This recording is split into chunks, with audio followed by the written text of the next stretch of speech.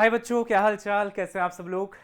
तो बेटा जो री एग्जाम हुआ था कल 23 जून को, है ना, उसका पेपर अभी मैं आपके साथ डिस्कस करूंगा। पहले मैं आपको एक थोड़ा सा ओवरव्यू देता हूं कि पेपर कैसा था। तो बेटा पेपर जो 5 मई वाला जो पेपर था अपना, उससे डिफिकल्ट था, क्लियरली डिफिकल्ट था, दिख रहा है। कुछ सवालों में, है ना, ऐसी चीजें हैं जो कई बार नीट पूछता नहीं था, बट वो चीज इस बार पूछी गई है। और मेनली देखा जाए तो वो डिफिकल्ट क्वेश्चंस बेटा सेक्शन बी में ही है, ठीक है। तो चलो, एक ऑप्शन था अपने पास कि 15 क्वेश्चन जो होते हैं सेक्शन बी में से, उसमें से आपको 10 ही करने थे, है ना, 5 तो आप छोड़ सकते थे। और ऐसा ही है कि 5-6 डिफिकल्ट क्वेश्चंस आपको देखने को मिलेंगे।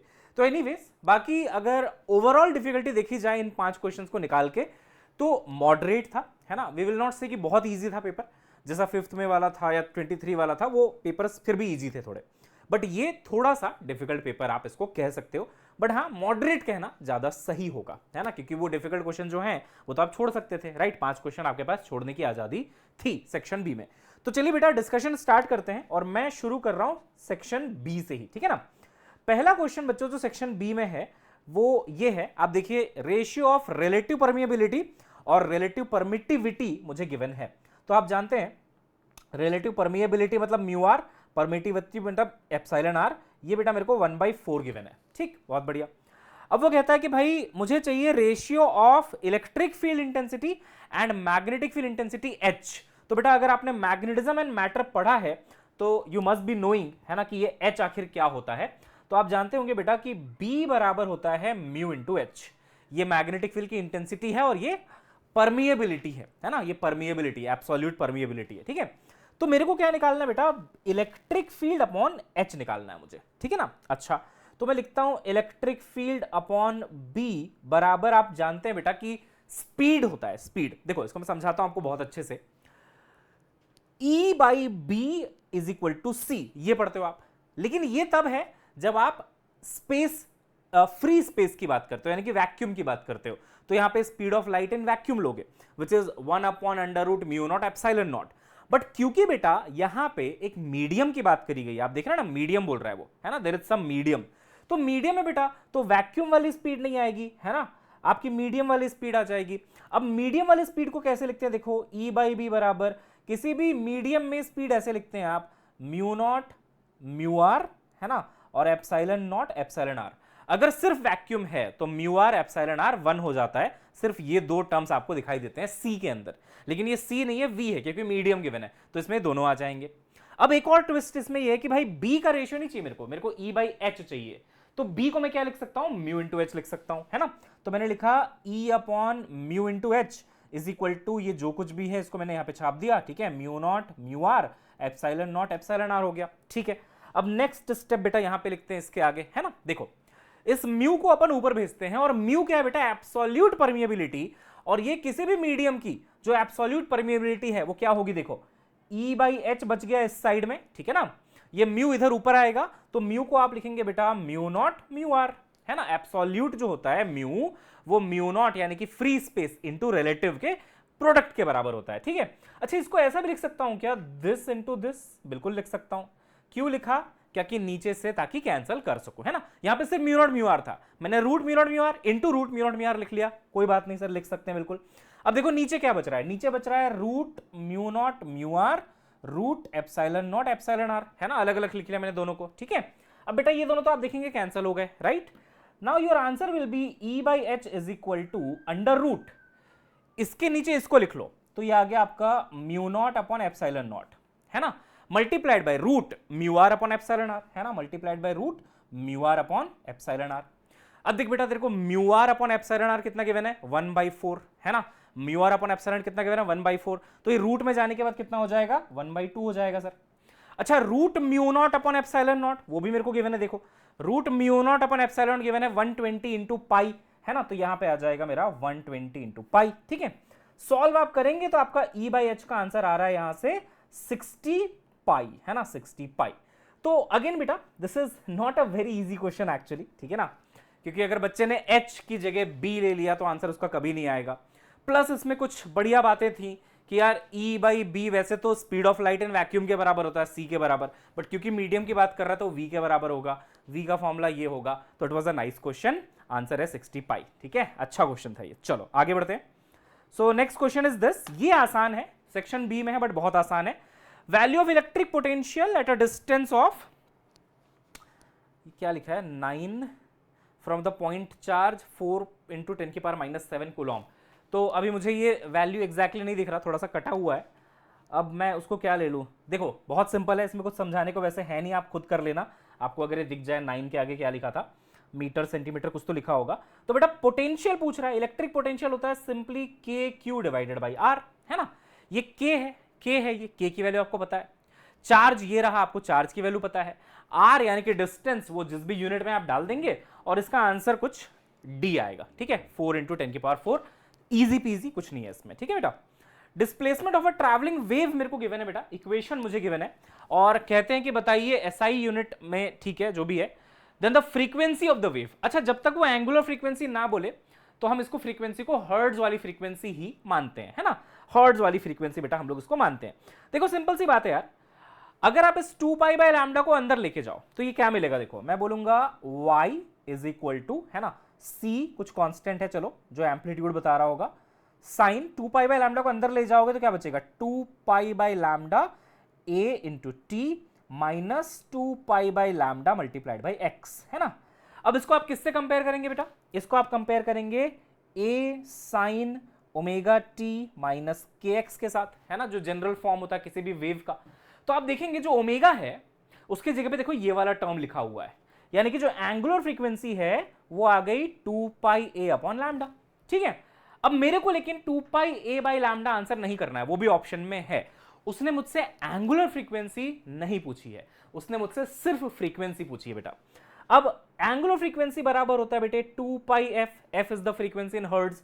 तो f क्या हो जाएगा बच्चा? ओमेगा बाई 2 पाई, यानी कि जो भी आपका आंसर यहां पे है उसको आप 2 पाई से डिवाइड कर दीजिए तो आपको f मिल जाएगा। तो f क्या मिलेगा? इसको 2 पाई से डिवाइड करेंगे, you will gate a upon lambda, hence answer is d, है ना। फोर्थ ऑप्शन आपका आंसर है। सिंपल था, कंपेयर करना था, अगेन इजी पीजी। ठीक है, डिफिकल्ट नहीं था ये। चलिए ये अच्छा क्वेश्चन है, देखिए देखो बेटा, बोल रहा है कि ग्राउंड में जो g है वो 10 है, लेकिन इससे कितना हाइट ऊपर गए आप? 2re कम हाइट नहीं होती, 2re यानी कि बहुत ज्यादा, रेडियस ऑफ अर्थ के डबल के बराबर है बेटा हाइट, है ना। अब उस हाइट पे you have to find out, क्या निकालना है आपको, कि उस हाइट पे वेट कितना होगा बॉडी का, और इस हाइट पे वेट कितना होगा, और उन दोनों के बीच का डिफरेंस कितना है। बोल रहा है कि भाई what is the change in its weight. अब सुनो मेरी बात, मान लो बेटा मैं कहता हूं कि इस वाली हाइट पे, यहां पे, है ना, जो g है, हाइट पे g है, वो कहलाता है ga। तो बेटा वेट क्या होगा? सर सिंपल, इसको m से मल्टीप्लाई कर दो, mg होता है ना, mga हो गया। यहां पे वेट कितना होगा बेटे? तो ये हो जाएगा mgb, है ना, बहुत बढ़िया। और ये जो नीचे है वो तो mg है ना, ये तो m इंटू g है। ठीक है, व्हाटएवर, ओके। अब हमें पता है कि g एट एनी हाइट का एक फॉर्मूला होता है g upon 1 plus h by R का होल स्क्वायर। ग्रेविटेशन में आपने ये पढ़ा हुआ है, ठीक है। तो अगर इन दोनों के बीच के वेट का डिफरेंस निकालना है, ऑब्वियसली आप जितना ऊपर जाएंगे बेटा वेट उतना कम होता जाता है, तो यहां पे ज्यादा रहा होगा, यहां पे कम हो जाएगा। तो क्या करोगे डिफरेंस के लिए? यहां का वेट माइनस यहां का वेट, यानी कि m को आप भले ही कॉमन ले लो, जो डिफरेंस आएगा वो ऐसे आएगा, m को आप कॉमन ले लो और लिख लो gb माइनस ga, ठीक है ना। अच्छा, अब बेटा g एट एनी हाइट ऐसे लिखा जाएगा, g अपॉन दिस। अब देखना, मेरी बात ध्यान से सुनना, ठीक है। m बाहर है, gb, बी पॉइंट की हाइट कितनी है? अच्छा ये हाइट नहीं है, हाइट आप ग्राउंड से लेते हैं, ग्राउंड से, ये कहलाएगा बेटा आपका हाइट h, है ना। बी का हाइट कितना होगा? सोचो, अगर यहां से पूरा 2 है और ऊपर से नीचे यहां तक 1/2 है, तो पूरे 2 में से 1/2 यानी कि 0.5 घटा दिया आपने, तो कितना बचा? 1.5। तो जो हाइट है वो है 1.5 यानी कि 3/2। तो इसकी हाइट है बेटा 3/2। समझ में आया? इसकी हाइट कितनी है? 3/2 re। गुड। और ऊपर वाले की हाइट तो डायरेक्टली गिवन है, देखो 2re, कोई इशू नहीं है। अब आ जाओ इसके फॉर्मूले में, ठीक है। m को मैंने बाहर रखा, gb क्या लिखूंगा मैं? ये फॉर्मूला लगाऊंगा, तो that will be g upon 1 plus height upon radius. इसका हाइट है 3/2 re, अर्थ का रेडियस है re, तो 3/2 re अपॉन re कैंसल, तो बचा क्या? 3/2 का स्क्वायर, और 3/2 का स्क्वायर होता है मेरे प्यारे बच्चों 3 का स्क्वायर हो गया 9 और 2 का स्क्वायर हो गया 4। यही आएगा ना, यही आएगा ना बेटा। 3 का स्क्वायर हो गया आपका 9 और 2 का स्क्वायर हो गया आपका 4। सही कर रहा हूं बिल्कुल, है ना। तो 9/4 प्लस 1 हो जाएगा। ठीक है, देखते हैं व्हाटएवर, है ना। अच्छा, स्क्वायर करके थोड़ी ना डालना था, स्क्वायर तो बाद में करना है। Sorry sorry sorry sorry, square तो बाहर में है ना, तो आप यहां पे तो 3/2 ही छोड़ दो, पूरे का ऐसे स्क्वायर कर दो। पूरे का स्क्वायर है, इसका स्क्वायर नहीं है, पूरे का स्क्वायर है। ठीक, बहुत बढ़िया। माइनस, अब जी ए पे आ जाते हैं बेटा। तो जी ऊपर, नीचे क्या आ जाएगा 1 plus H by R. H कितना बेटा, ए के लिए 2 है, तो 2 R E divided by R E, है ना। हाइट हो गया 2 आर ई, नीचे आर ई, तो बचेगा 2, तो 2 इसका होल स्क्वायर। अब बेटा लिटरली कुछ नहीं करना है, इसको बस आपको कैसे सॉल्व करना बताता हूं। m तो बाहर है ही, आप g को भी बाहर ले आओ, तो m बाहर आ गया, स्मॉल g बाहर आ गया। ठीक है ना। अंदर देखो 1 प्लस 3/2 होगा 5/2, है ना। 5/2 का स्क्वायर होगा 25/4, तो इसको आप ऐसा लिख सकते हो 4/25, क्योंकि 1 बाई है ना, 1 बाई है, ये 1 अपॉन दिस है, तो ये 25/4 आ रहा है, 4 ऊपर 25 नीचे। माइनस ये कितना हो जाएगा 1 प्लस 2 3 का स्क्वायर 9, तो आप इसको लिख सकते हो 1/9। इसको बस सॉल्व करेंगे, डिफरेंस इन वेट यहां से 49 आ रहा है। तो थोड़ी सी आपसे जो है ना मजदूरी करवाई गई है, और कुछ नहीं है। अगर किसी बच्चे की प्रैक्टिस अच्छी है तो वो क्वेश्चन जल्दी से कर जाता। ठीक है ना, सिंपल है। ये वाला फॉर्मूला 2 बार लगाना है। अब भाई ये 2 बार लगाने तो टाइम तो ज्यादा लगना ही है ना। 2 बार लगाने के चक्कर में टाइम ज्यादा लग रहा है। बाकी 1 इसका आंसर हो गया, यानी कि 49 न्यूटन। राइट, अच्छा क्वेश्चन है ये, अगेन, है ना। इसको आप चाहे तो डिफिकल्ट की कैटेगरी में बिल्कुल डाल सकते हैं। अब देखो बेटा, यहां पे क्या घुमाया उन्होंने, बोला पोटेंशियल एनर्जी, और यहां पे लिखा वी। वी देख के बच्चा सोचता है वेलोसिटी होगा शायद, या फिर क्या पता पोटेंशियल होगा वोल्ट में, जबकि वी क्या है, पोटेंशियल एनर्जी। बोल पोटेंशियल एनर्जी रहा है वो, लेकिन यू नहीं लिखा है, वी लिखा है। ठीक है। अच्छा, ऊपर लिखा है ax स्क्वायर, नीचे लिखा है √x प्लस बी। अब कहते हैं मुझे डायमेंशन बताइए ए स्क्वायर अपॉन बी की। देखो यूनिट्स एंड डायमेंशन का क्वेश्चन है, सुनिएगा ध्यान से। एक प्रिंसिपल ऑफ होमोजेनिटी आपने सुना होगा कि जब भी दो चीजों को आप ऐड करते हो बेटा, तो उनका डायमेंशन सेम होना चाहिए। x क्या है, वो तो डायरेक्शन, x डायरेक्शन है कि लेंथ है, तो ये क्या है, लेंथ का रूट। लेंथ का रूट यानी कि लेंथ की पावर 1/2। तो यार √x का जो डायमेंशन है वो आ रहा है लेंथ की पावर 1/2। और देखो b के साथ एडेड है, जब भी दो क्वांटिटीज ऐड या सब्ट्रैक्ट होंगी सेम डायमेंशन होना चाहिए। तो अगर इसका डायमेंशन l की पावर 1/2, तो b का डायमेंशन भी क्या होना चाहिए बेटा, l की पावर 1/2 होना चाहिए सर, सेम होना चाहिए, है ना। सिंपल सा आइडिया है। अच्छा, तो b की डायमेंशन तो मेरे को मिल गई बेटा l की पावर 1/2। मैं लिख लेता हूं b का डायमेंशन है l की पावर में 1/2। सिंपल लॉजिक लगाया मैंने, ये दोनों अगर एडेड हैं तो डायमेंशन सेम होना चाहिए। ठीक है। अब बेटा a का डायमेंशन मुझे निकालना है, x का मुझे पता है ना, b का मुझे पता है। देखो अब मैं क्या करूंगा, मेरे पास जो फॉर्मूला है वो ये है कि भाई v बराबर ax square upon √x plus B. ध्यान से सुनिएगा, ये एनर्जी है बेटा, पोटेंशियल एनर्जी। एनर्जी की डायमेंशन होती है m1 L2 T-2 Newton metre, है ना, आपको पता है न्यूटन मीटर। तो वहां से डायमेंशन एनर्जी का ये आ गया, ये एनर्जी हो गई। ठीक है, बराबर a। अब ये क्या है बेटा, लेंथ का स्क्वायर, है ना, तो ये हो गया लेंथ का स्क्वायर अपॉन, ये दोनों जब जुड़ेंगे तो इनका डायमेंशन भी सेम ही होना चाहिए, जुड़ने के बाद भी, प्रिंसिपल ऑफ होमोजेनिटी, है ना। तो ये भी l/2, ये भी l/2, तो जुड़ के भी जो आंसर आएगा वो l/2 ही होगा। भाई आप दो फोर्सेस को जोड़ोगे, मान लो ये न्यूटन है ये भी न्यूटन है, तो आंसर भी तो न्यूटन ही आएगा ना। तो इन दोनों को जोड़ने से जो आंसर आएगा वो भी l की पावर 1/2 ही आएगा। अब आप देखिए ये l स्क्वायर कैंसिल हुआ, है ना, दोनों साइड से l की पावर 1/2 इधर गया, तो a की डायमेंशन आ रही है m1 L1/2 T-2, जबकि मुझे निकालना क्या है, a square upon b।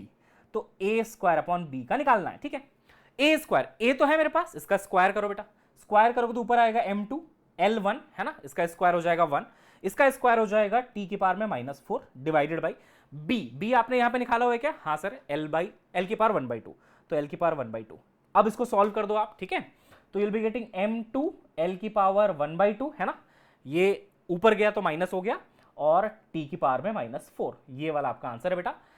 m2 l की पावर 1/2 t की पावर -4 c आ जाएगा मेरे ख्याल से, है ना, बिल्कुल। तो यूनिट्स एंड मेजरमेंट्स का ये क्वेश्चन था। ठीक है, इस पे आते हैं बेटा। 2 dimensional motion of a particle described bye r vector बराबर i cap plus 2j cap a cos omega t। इसको आप एक काम करो, ओपन करो, है ना, ओपन करो, तो आपको पता है बेटा कि जो भी i का कोफिशिएंट होता है वो क्या होता है, x होता है एक्चुअली। भाई इसको ऐसा लिख सकते हैं ना आप, r वेक्टर बराबर xi प्लस yj, है ना। तो आई के साथ जो भी मल्टीप्लाई है वो क्या देगा आपको, एक्स की वैल्यू देगा। तो सोचो अगर इसको आप अंदर ले जाओ ए कॉस ओमेगा टी को, तो यही तो मल्टीप्लाई होगा आई के साथ, तो यानी कि मुझे एक्स मिल रहा है ए कॉस ओमेगा टी। थोड़ा थोड़ा आपको आइडिया लगने लग गया होगा कि यार ऐसा तो एसएचएम में होता है ना, ए साइन ओमेगा टी भी होता है, ए कॉस ओमेगा टी भी होता है, ठीक है। अभी देखो यहां 2 ऑलरेडी है, तो जे के साथ जो भी आएगा वो y कहलाएगा, तो जब ये अंदर आएगा तो y क्या कहलाएगा, 2 इंटू दिस, तो 2a cos omega t। Done बेटा, अच्छा सर बहुत बढ़िया। अब आप देखोगे तो इन दोनों के बीच में क्या रिलेशन है, y और x के बीच में क्या रिलेशन है, तो y और x के बीच में रिलेशन है कि भाई y बराबर आ रहा है 2x के बराबर, सही है ना। a cos omega t x है, तो यहां पे a cos ओमेगा t को x लिख लो, 2x आ रहा है। ये बेटा स्ट्रेट लाइन होता है ना, y बराबर mx, स्ट्रेट लाइन होता है। तो अगर y और x को प्लॉट करूंगा तो स्ट्रेट लाइन आएगा, तो मोशन स्ट्रेट लाइन में हो रहा है, तो पैराबोला नहीं हो सकता, इलिप्टिकल नहीं हो सकता। अब स्ट्रेट लाइन में चलते हुए कोई पार्टिकल पीरियोडिक मोशन कर सकता है, ऑसिलेशन कर सकता है, और ये ऑसिलेशन का इक्वेशन है। देखो स्ट्रेट लाइन में चल रहा है, टुपुक टुपुक टुपुक टुपुक ऑसिलेशन कर रहा है ना, तो स्ट्रेट लाइन में ऑसिलेशन कर सकता है। तो cos ओमेगा टी है तो ऑसिलेशन करता है, तो ऑसिलेशन तो करेगा, एसएचएम हो गया। और कोई भी एसएचएम पीरियोडिक भी होता है, तो पीरियोडिक भी हो गया, है ना। Any simple harmonic motion is periodic also, क्योंकि वो खुद को एक पर्टिकुलर टाइम इंटरवल के बाद रिपीट कर रहा होगा। तो सी और डी यानी कि आपका आंसर है बेटा फोर्थ वाला, ठीक है, फोर्थ वाला आपका आंसर हो गया। डन। चलिए बेटा, ये पोलराइजेशन का बहुत सिंपल क्वेश्चन आपको पढ़ाया जाता है, क्लास में कराया जाता है। यहां से एक अनपोलराइज्ड लाइट आई, पोलरॉइड में से गुजरी, तो इस डायरेक्शन की इलेक्ट्रिक फील्ड्स रह जाएंगी, बाकी सब गायब हो जाएंगी, जो कार्बन चेन मॉलिक्यूल के पैरेलल है वो रह जाएगी। तो हम बोलते हैं कि जो इंटेंसिटी है वो हो गई हाफ I0/2, ठीक। अब आप देखोगे उस पोलराइजिंग एक्सिस से, वो एक्सिस आपको 60 डिग्री टाइप्स गिवन है ना, पोलराइजिंग एक्सिस से आपको 60 डिग्री गिवन है, तो यहां पे आपकी इंटेंसिटी आ जाएगी बेटा I0/2 इंटू कॉस स्क्वायर 60। अच्छा cos 60 कितना होता है बेटा, 1/2, 1/2 का स्क्वायर क्या हो जाएगा 1/4, तो ये आएगा I0/2 इंटू 1/4 यानी कि I0/8। अब आप वो एक्सिस देखेंगे बेटा, आगे 45 दिख रही है आपको, तो पुरानी intensity I0/8 into cos square 45, cos 45 1/√2, 1/√2 का स्क्वायर 1/2, तो आ जाएगा I0/16, ठीक है। सो 42 सिंपल क्वेश्चन है, I0/16 बेटा इसका आंसर होगा। ओके बेटा, है ना। चलें आगे बढ़े, चलिए बहुत बढ़िया। सो ठीक है, अब देखो, select the correct statements among following. एक सेकेंड।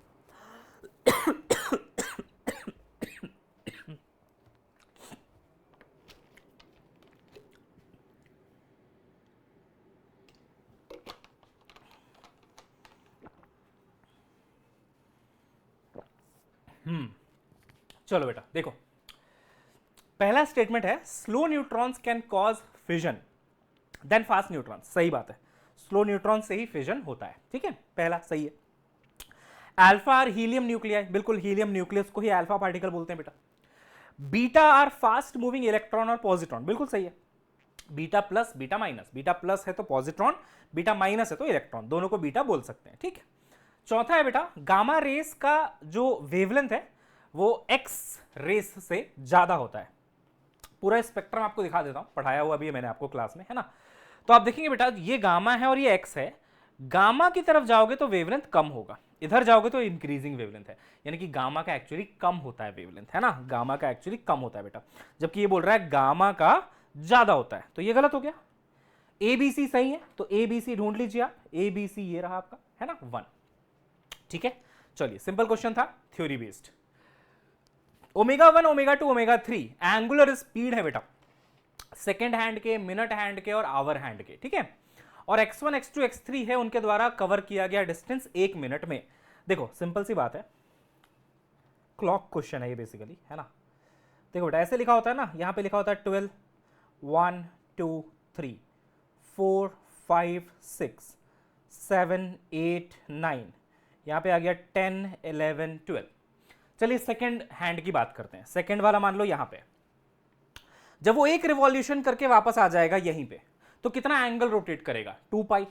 तो एंगुलर वेलोसिटी क्या होती है, कितना एंगल घूमा अपॉन टाइम। तो angular velocity for second hand, जिसको मैं ओमेगा 1 बोल रहा हूं, कितनी होगी, देखो कितना एंगल रोटेट करके आया, पूरा घूम गया तो 2 पाई, है ना। तो डिस्टेंस या फिर आप कह रहे हो एंगुलर डिस्प्लेसमेंट हो गया 2 पाई। टाइम कितना लगता है बेटा, कितने मिनट में वो एक सर्कल कर लेगा, 1 मिनट में, है ना भाई। अब यहां पे है आपका सेकंड वाला, यहां पे है, तो यहां पे आएगा तो 5 सेकंड हो गए, 10 सेकंड हो गए, 20 सेकंड हो गए, ऐसे पूरा घुमा दोगे तो 60 सेकंड में वापस आ जाता है एक चक्कर लगा के। 60 सेकंड को मिनट में कन्वर्ट कर लेते हैं, 1 मिनट, तो यहां पे 1 आ गया। ये इसकी एंगुलर स्पीड है, यूनिट है रेडियन पर मिनट, लिख दो, है ना, radian upon minute.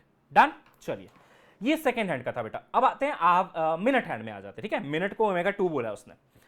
Minute hand जब यहां पे है, यहां पहुंचेगा तो 5 मिनट, यहां पहुंचेगा तो 10 मिनट, यहां पहुंचेगा तो 15 मिनट, ऐसे होता है ना, 5-5 मिनट, ये 5 5 10 5 15, तो अगर पूरा सर्कल लगा लिया तो कितना मिनट, 60 मिनट में वापस आ जाएगा। सही है। मिनट हैंड कितने मिनट में घूम के वापस आ जाएगा, 60 मिनट में। तो उसकी स्पीड हो जाएगी 2 पाई डिवाइडेड बाई 60, सेम यूनिट रखो, रेडियन पर मिनट। भाई सेकंड वाला हैंड 1 मिनट में घूम लिया पूरा, मिनट वाला हैंड 60 मिनट में घूम के आएगा। अब बात करते हैं आवर हैंड की, ओमेगा 3 घूमा तो वो भी 2 पाई, बट जब वो पूरा घुमा तो कितने घंटे लगे उसको, देखो 12 से 1 जाने में 1 घंटा, 2 घंटा, 3 घंटा, पूरा घूमने उसको लगा 12 घंटा। लेकिन मुझे सारा किसमें चाहिए, मिनट में, तो 12 घंटे में कितने मिनट, तो 12 इंटू 60 यानी कि 720 मिनट। सही है बेटा, 720 मिनट, 12 चक 72, है ना, 720, ये हो गया आपका रेडियन पर मिनट। राइट बेटा। चलिए बहुत बढ़िया। अब ये हो गया आपका एंगुलर वेलोसिटी। नेक्स्ट चीज वो बोलता है बेटा x1 x2 x3 क्या है, x1 x2 x3 है उनका रेस्पेक्टिव डिस्टेंस कितना चला वो 1 मिनट में। कितने मिनट में, 1 मिनट में। अब मेरी बात ध्यान से सुनना, ये इंपॉर्टेंट है। डिस्टेंस कितना चला यानी कि थीटा ओमेगा इंटू टाइम के बराबर होगा क्या, हाँ देख रहे हो, ओमेगा इंटू टाइम के बराबर होगा। और टाइम कितना लेना बेटा डिस्टेंस में, 1 मिनट, कि 1 मिनट में ये कितना बढ़ गया, 1 मिनट में ये कितना बढ़ गया, 1 मिनट में ये कितना बढ़ गया। तो देखते हैं 1 मिनट में थीटा 1 कितना हुआ। तो उसकी वेलोसिटी जो भी है ना, वेलोसिटी ओमेगा 2 पाई बाई 1, है ना, मल्टीप्लाइड बाय टाइम यानी कि 1, तो इतना ही आ जाएगा 2 पाई बाई 1। तो ये दोनों बेटा इक्वल आ रहे हैं, इसको आप x1 लिख लो अकॉर्डिंग टू द क्वेश्चन, है ना, दोनों देखो इक्वल आ रहे हैं।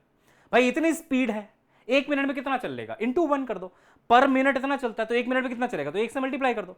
ये देखो ये पर मिनट इतना चलता है तो 1 मिनट में कितना चलेगा, तो आप बोलेंगे x2 बराबर 2 पाई बाई 60 इंटू 1। और 1 मिनट में तीसरा वाला कितना चलेगा, r वाला, वो चलेगा 2 पाई बाई 720 इंटू 1। तो ये जो वैल्यू ओमेगा 1 की आई वही वैल्यू x1 की आई, जो वैल्यू ओमेगा 2 की आई वही वैल्यू x2 की आई, जो ओमेगा 3 की आई वही वैल्यू x3 की आई। तो अगर आप एक क्वांटिटी कैलकुलेट करो ओमेगा 1 बाई x1 कितना आएगा, भाई दोनों इक्वली तो है, ओमेगा 1 भी इतना है, x1 भी इतना है, तो सर ये तो 1 आएगा।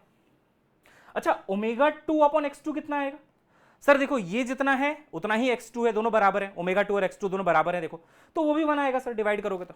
ओमेगा 3 और x3 को डिवाइड करोगे दोनों बराबर है, तो ओमेगा 3 बाई x3 भी 1 आएगा। तो कहना इसे ओमेगा 1 बाई x1 या ओमेगा 2 बाई x2 या ओमेगा 3 बाई x3 सब एक दूसरे के बराबर है और कांस्टेंट है।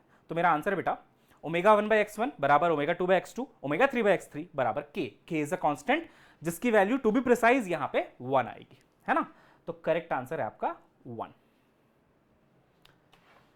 क्लियर, अच्छा क्वेश्चन था। चलिए बहुत बढ़िया, सर्कुलर मोशन का क्वेश्चन आप इसको कह सकते हैं क्लॉक वाला। ये बेटा शायद मुझे ऐसा लग रहा है कि सेम क्वेश्चन आपके 5th में वाले पेपर में भी आया था, जितना मुझे याद आ रहा है। इन्होंने बोला कि देखो एक आपके पास एक आपके पास डाइपोल है, मैग्नेटिक डाइपोल है, डाइपोल मोमेंट आप डाइपोल मोमेंट कह रहा हूं, पोलर स्ट्रेंथ, पोल स्ट्रेंथ आप m और -m ले लो, इनके बीच की दूरी मान लो l थी, ठीक है ना।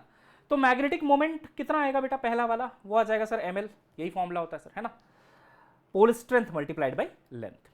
अब इसको हमने आर्क के शेप में ले आए हम, है ना, ऐसे कुछ आर्क के शेप में ले आए, और आर्क का जो रेडियस है वो कह रहा है कि r है, r इज द रेडियस बेटा, और एंगल जो है वो कह रहा है मेरे ख्याल से 60 है, चेक कर लो एक बार, है ना, तो 60 डिग्री सही बात है बिल्कुल। तो अब सोचो ये जो आर्क लेंथ है और ये जो रेडियस है, इनके बीच में क्या रिलेशन होगा बेटा, सर इनके बीच में रिलेशन होगा लेंथ बराबर r इंटू थीटा होगा। अच्छा इस पे आएंगे अभी। अब यहां पे आ गया आपका प्लस m, यहां पे आ गया आपका minus m। Now if you want magnetic moment बेटा, तो आपको यहां से यहां का डायरेक्ट डिस्टेंस चाहिए, ये डिस्टेंस में d कह लेता हूं। तो नया मैग्नेटिक मोमेंट होगा m इंटू डी, ना कि m इंटू एल। समझिए इस बात को, पहले m और माइनस m के बीच का डिस्टेंस l था, अब ये कुछ और है, क्योंकि एल को तो आपने कर्व कर दिया है ना, तो ये अब कुछ डी हो चुका है। अब डी कितना है वो सुनो। कई लोग इसमें ट्रिग्नोमेट्री लगाएंगे, यहां से एक परपेंडिकुलर डालेंगे, फिर वो सब करेंगे। आप एक चीज सुनो ना बेटा, देखो एक चीज समझो, ये लेंथ और ये लेंथ बराबर है, ये भी आर है, ये भी आर है, दोनों रेडियस है, तो इसके सामने का एंगल इसके सामने का एंगल बराबर होगा। ये ट्रिग्नोमेट्री की प्रॉपर्टी है, ट्राइंगल की प्रॉपर्टी। ये और ये अगर बराबर है तो इसके सामने का एंगल इसके सामने का एंगल भी बराबर होगा। सोचो ये 60 है और ये दोनों बराबर हैं, तो एक ही पॉसिबिलिटी बनती है कि ये भी 60 है और ये भी 60 है। समझे मेरी बात भाई? इसके सामने का एंगल इसके सामने का एंगल इक्वल होना चाहिए। तो अगर ये 60 है और ये दोनों इक्वल, तो एक ही पॉसिबिलिटी है, ये 60-60 होंगे तभी तो टोटल 180 होगा। तो ये इक्विलैटरल ट्राइंगल है, और इक्विलैटरल ट्राइंगल है तो ये आर तो ये भी आर ही होगा। जिसको आपने डी लिखा है ना बेटा, वो भी आर ही होगा। आप चाहो तो इसमें माथापच्ची कर लेना, यहां से परपेंडिकुलर ड्रॉप करके कंपोनेंट लेके सब कर सकते हो आप, लेकिन दिमाग लगा के करोगे तो आप सीधा बोलोगे कि भाई इक्विलैटरल ट्राइंगल बनेगा, ये आर होगा। तो जो m इंटू डी आपने लिखा है एक्चुअली वो m इंटू आर हो गया, है ना, m इंटू आर हो गया।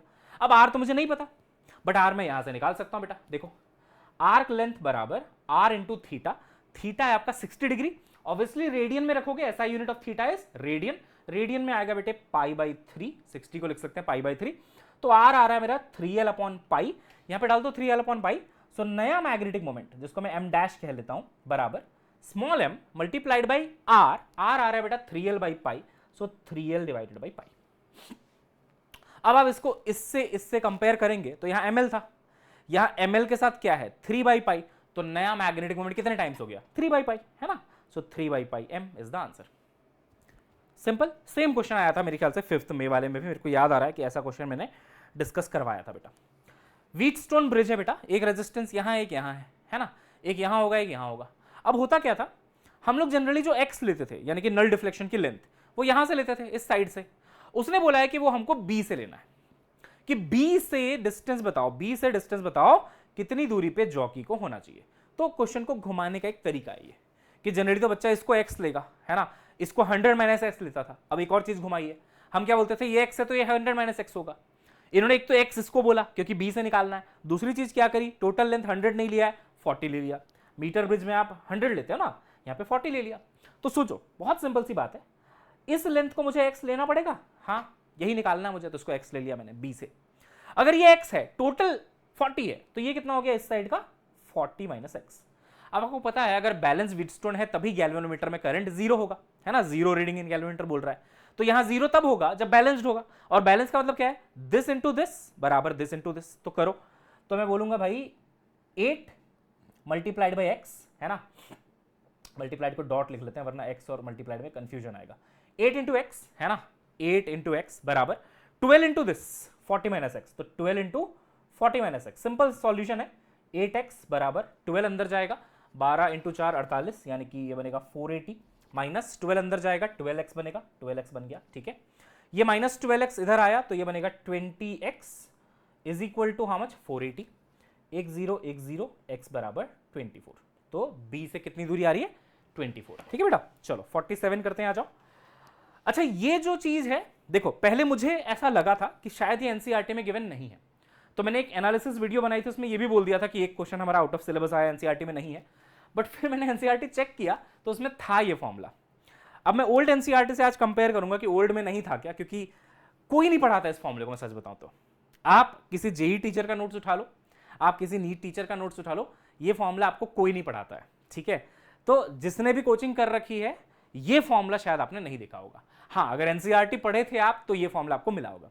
तो एक शॉकर है एनटीए की तरफ से, आज तक नहीं पूछा था, मैं बताता हूं क्या चीज है ये है बेटा vibrational degree of freedoms, vibrational modes, यानी कि कितने वाइब्रेशनल मोड्स होंगे, कितने वाइब्रेशनल डिग्री ऑफ फ्रीडम होंगे पॉलीएटॉमिक गैस में। तो हम आपको यही बताते हैं ना कि पॉलीएटॉमिक में 3 ट्रांसलेशन और 3 रोटेशन 6 होंगे। वाइब्रेशन कभी आया तो 2 एक्स्ट्रा जोड़ देना, ये बोलते थे। बट ये बोल रहे हैं कि नहीं नहीं नहीं, मेरे को गामा के टर्म्स में, गामा यानी कि CP/CV के टर्म्स में बताओ कितने वाइब्रेशनल डिग्री ऑफ फ्रीडम होंगे। तो आज ही मैंने आपकी एनसीईआरटी खोली बहुत टाइम बाद, है ना, और कुछ अच्छा पेज नंबर इसमें नहीं दिख रहा मुझे, एनीवेज तो केटीजी चैप्टर में एक फॉर्मूला मिला, ठीक है। जो मैं देखो जो हम पढ़ाते हैं अच्छी बात है, हम प्राउडली बोलते हैं कि ये पढ़ाया था, बट ये मैंने तो नहीं पढ़ाया था और मैंने बाकी टीचर से भी बात करी, कोई नहीं पढ़ाता है इसको। ये था बेटा जो फॉर्मूला एनसीईआरटी में गिवन है कि गामा यानी कि CP/CV बराबर 4 + F divided by 3 plus F. F is vibrational degree of freedoms. F क्या है बेटा? Vibrational degree of freedoms. अब यहां से मुझे एफ पूछा गया क्वेश्चन में, तो ठीक है, साइड चेंज कर लेंगे, गामा को इधर मल्टीप्लाई कर देंगे, तो ये बनेगा 3 gamma plus gamma F is equal to 4 plus F, है ना। तो अब आप क्या करो, एफ वाले को उधर ले जाओ, तो 3 गामा माइनस 4 बराबर एफ माइनस गामा एफ। थोड़ा सा साइड चेंज करना है बस। 3 गामा माइनस 4 बराबर एफ बाहर ले लिया, 1 माइनस गामा, तो एफ आ जाएगा 3 gamma minus 4 upon 1 minus gamma. ठीक है, इसको ऊपर और नीचे अगर -1 से मल्टीप्लाई कर दे तो ऐसा भी लिख सकते हैं ना, 4 minus 3 gamma upon gamma minus 1। ये वाइब्रेशनल डिग्री ऑफ फ्रीडम है। ट्रांसलेशन 3 होता है, रोटेशन 3 होता है पॉलीएटॉमिक में, बट वाइब्रेशनल जो बहुत हाई टेम्परेचर पे लिया जाता है वो इस फॉर्मूले से आएगा। तो अब ये भी हम लोग अपने कंटेंट में ऐड करेंगे, बट लिटरली स्पीकिंग ये हम पहले कंटेंट में नहीं ऐड करते थे।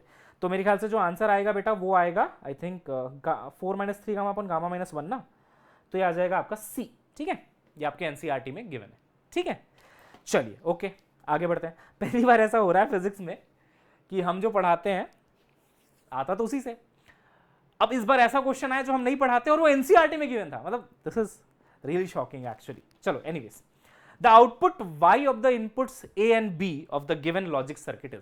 देखो बेटा, आपको ये डायरेक्ट क्लास में कराया जाता है और हम बोलते हैं कि NAND से अगर आपको और गेट बनाना है तो उसके लिए आपको ये वाला सेटअप याद करना होता है। यहाँ पे नॉट, यहाँ पे नॉट, यहाँ पे NAND।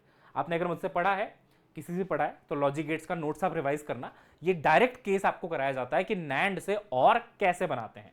तो ये आपको जो आउटपुट देगा बेटा वो और गेट का आउटपुट देगा। ठीक है, और गेट क्या होता है? a plus B, hence the answer is a plus B. Simple question. ठीक है, चलिए 49। अच्छा, ये अगर किसी को याद होगा तो मैराथन जब मैं करवा रहा था, मैराथन तो नहीं, हाँ 5 डेज मैराथन एक करवाया था मैंने, है ना, उसमें मैंने आपको कैपेसिटर पढ़ाते हुए आरसी सर्किट काफी डिटेल में कराया था। वहां पे ये वाला क्वेश्चन कराया था। इससे 2 क्वेश्चन आ गए इस बार, है ना। जनरली नहीं पूछता था नीट, बट इस बार इस पेपर में इससे 2 क्वेश्चन पूछा है, एक स्टेडी स्टेट का और एक ये वाला। पेन कहां रख दिया मैंने? अरे अच्छा यहां पे, हाँ देखो क्या है, जब आपका कैपेसिटर चार्ज होता है ना, है ना, मान लीजिए एक कैपेसिटर है और एक रेजिस्टर है और एक आपने बैटरी लगाई, तो जो इसकी चार्जिंग होती है बेटा, शुरू में इसका चार्ज 0 होता है और चार्ज होते होते होते होते एक टाइम के बाद चार्ज फुल हो जाता है। तो जो चार्ज का फॉर्मूला आता है वो कुछ ऐसा होता है, Q नॉट 1 माइनस ई की power minus R minus T by R into C. अब इन्होंने कुछ और फॉर्मूला दिया थोड़ा सा चेंज करके, है ना। यहां पे इन्होंने दिया है minus R T upon 2L। ठीक है, तो इन्होंने क्या किया बेटा, अच्छा ये वो है इनका, है ना, अच्छा कैपेसिटर नहीं है ये इंडक्टर है बेटा, इंडक्टर है ना। एनीवेज जो भी है, इंडक्टर है तभी L है यहाँ पे, है ना, इंडक्टर है। चलो जो भी है, तो ई की पावर माइनस क्या हो गया, आर टी बाई 2L, ये आपका फॉर्मूला हो गया बेटे। अब ये मैंने क्लास में करवाया था और बच्चों को बोला था इससे डरना नहीं है। इसने क्या पूछा आपसे, इसने पूछा कि चलो आर की वैल्यू में दे रहा हूं आपको, कैपिटल एल की वैल्यू दे रहा हूं जो कि इंडक्टेंस है मिली हेनरी में, लॉग 2 की वैल्यू में आपको दे रहा हूं 0.693। आप मुझे ये बताओ कि अगर Q नॉट चार्ज था t बराबर 0 पे, तो बताइए कितने टाइम के बाद चार्ज जो है 0.5 Q नॉट हो जाएगा, है ना। तो ये इंडक्टर है, इसमें चार्ज एक्चुअली होता है शुरू में, है ना, तो शुरू में Q नॉट है, कितने टाइम के बाद ये 0.5 Q नॉट हो जाएगा। देखो इसको क्या लिखोगे आप, सिंपल है 0.5 Q नॉट, है ना, 0.5 Q नॉट ही तो करना है इसको। हाँ बराबर फॉर्मूला तो यही है, Q नॉट 1 माइनस है ना, अच्छा 1 माइनस नहीं है, सॉरी मैं गलत फॉर्मूला लिख रहा था, 1 माइनस नहीं है, राइट। मेरे दिमाग में क्या था, आरसी सर्किट चल रहा था तो मैं उसका फॉर्मूला खुद से लिख रहा था, बट यहाँ पे ये LR सर्किट है, तो ई की पावर माइनस क्या था, RT बाई 2L। ठीक है, RT by 2L, very good. Okay, अब देखो बेटा 1 माइनस नहीं है, 1 माइनस हटा देता हूँ मैं, ठीक है ना। ये आ गया आपका ई की power minus RT by 2L। मैंने कुछ नहीं किया है, जो फॉर्मूला दिया है उसमें बस चार्ज की वैल्यू 0.5 Q नॉट डाल दी है, क्योंकि इतने टाइम पे मेरे से चार्ज पूछ रहा है कि भाई इतना चार्ज कितने टाइम पे हो जाएगा। अब सुनना, Q नॉट कैंसिल हो गया, क्या मैं 0.5 को 1/2 लिख लूँ? बिल्कुल लिख लो सर, 1/2 ही होता है, ठीक है। अच्छा ई की पावर माइनस समथिंग है, तो अगर मैं इसको 1 अपॉन ई की पावर लिखूंगा तो ये प्लस बन जाएगा, है ना, तो ये प्लस बन जाएगा बेटा, तो ये बन जाएगा RT अपॉन 2L, सही है ना, ऊपर माइनस था नीचे ले गया तो प्लस बन गया, ठीक है। तो अब हम सिंपली बोल सकते हैं कि भाई 2 इसके बराबर है, 2 किसके बराबर है, ई की पावर RT अपॉन 2L के बराबर है, डन सर। अब मैं दोनों साइड लॉग ले लेता हूं, तो ये बनेगा आपका log 2, नेचुरल लॉग ऑफ 2 बराबर, इधर लॉग लोगे तो लॉग लेने से, नेचुरल लॉग लेने से ई जो है वो गायब हो जाएगा, बचेगा सिर्फ ये वाला पार्ट, है ना, तो ये बचेगा R T divided by 12। Hence आपका टाइम जो आ रहा है वो आ रहा है log 2 इंटू ये 12 ऊपर जाएगा बेटा, तो 12 डिवाइडेड बाई आर, सिर्फ वैल्यू पुट करना है, आप आंसर आ जाएगा। सो log 2 है 0.693 इंटू 2 इंटू एल कितना बेटा, एल कैपिटल एल है 12 मिली हेनरी, है ना, तो ये आ जाएगा 12 इंटू 10 की पावर में -3 एंड डिवाइडेड बाई आर कितना बेटा 1.5। इसको सॉल्व अगर आप करेंगे तो मिली सेकेंड में कुछ 11.09 के आसपास आता है, 11.09 के आसपास आता है, ठीक है, मिली सेकेंड में। अगेन ये नीट में कम पूछा जाता था, बट इस बार पूछा गया है, ठीक है बेटा। Last question of your section B, steady state current. Again ये आरसी सर्किट का है। कोई भी कैपेसिटर, मैंने आपको ऐसे पढ़ाया था कि ये दामाद बाबू हैं, कैपेसिटर जो होता है बेटा t बराबर 0 पे इसको खूब भूख लगी होती है, t बराबर 0 पे खूब भूख लगी होती है, दामाद बाबू घर आए तो भूख लगी है, खूब खाना खाते हैं, तो करंट जो है वो मैक्सिमम फ्लो होता है और ये प्लेन वायर की तरह बिहेव करते हैं बेटा, प्लेन वायर, ये प्लेन वायर बन जाते हैं t बराबर 0 पे, प्लेन वायर। कैपेसिटर हटाओ, सीधा वायर बना दो, शॉर्ट सर्किट कर दो। लेकिन स्टेडी स्टेट में यानी कि t टेंडिंग टू इंफिनिटी पे, स्टेडी स्टेट यानी कि t tending to infinity, steady state पे आते आते इनका पेट भर जाता है, बहुत खा लिया, तो ये बोलते हैं नहीं नहीं अब करंट को आप 0 कर दो। तो जैसे थाली के ऊपर आप हाथ रख देते हो ना कि नहीं और नहीं चाहिए और नहीं चाहिए, वैसे कैपेसिटर बोलता है भाई और नहीं चाहिए, करंट मत लाने देना इधर। तो ये बिहेव करता है एज एन ओपन सर्किट बेटा, खुली हुई circuit, open circuit. Open circuit यानी कि ऐसा कुछ है ना, यहाँ पे जैसे कि ब्रिज टूट गया है, ये ओपन सर्किट है, यहां से करंट फ्लो नहीं कर सकता। तो बेसिक आइडिया, स्टेडी स्टेट में कैपेसिटर करंट अलाउ नहीं करता है, फुली चार्ज हो जाता है, बोलता है मेरे को और करंट नहीं चाहिए। तो ये पूरा ब्रांच अब किसी काम का नहीं बचा, इसमें कोई करंट नहीं जाएगा, क्योंकि यहां नहीं जा रहा तो यहां भी नहीं जाएगा, एक ही ब्रांच का पार्ट है वो। तो जो भी करंट आपका निकला बैटरी से वो ऐसे जाएगा, ऐसे जाएगा, ऐसे जाएगा, ऐसे जाएगा, ऐसे जाएगा, ऐसे फ्लो होगा। अब आप देखेंगे तो इसमें और इसमें सेम करंट जा रहा है, 3 और 2 में, they are in series, 3 + 2 5।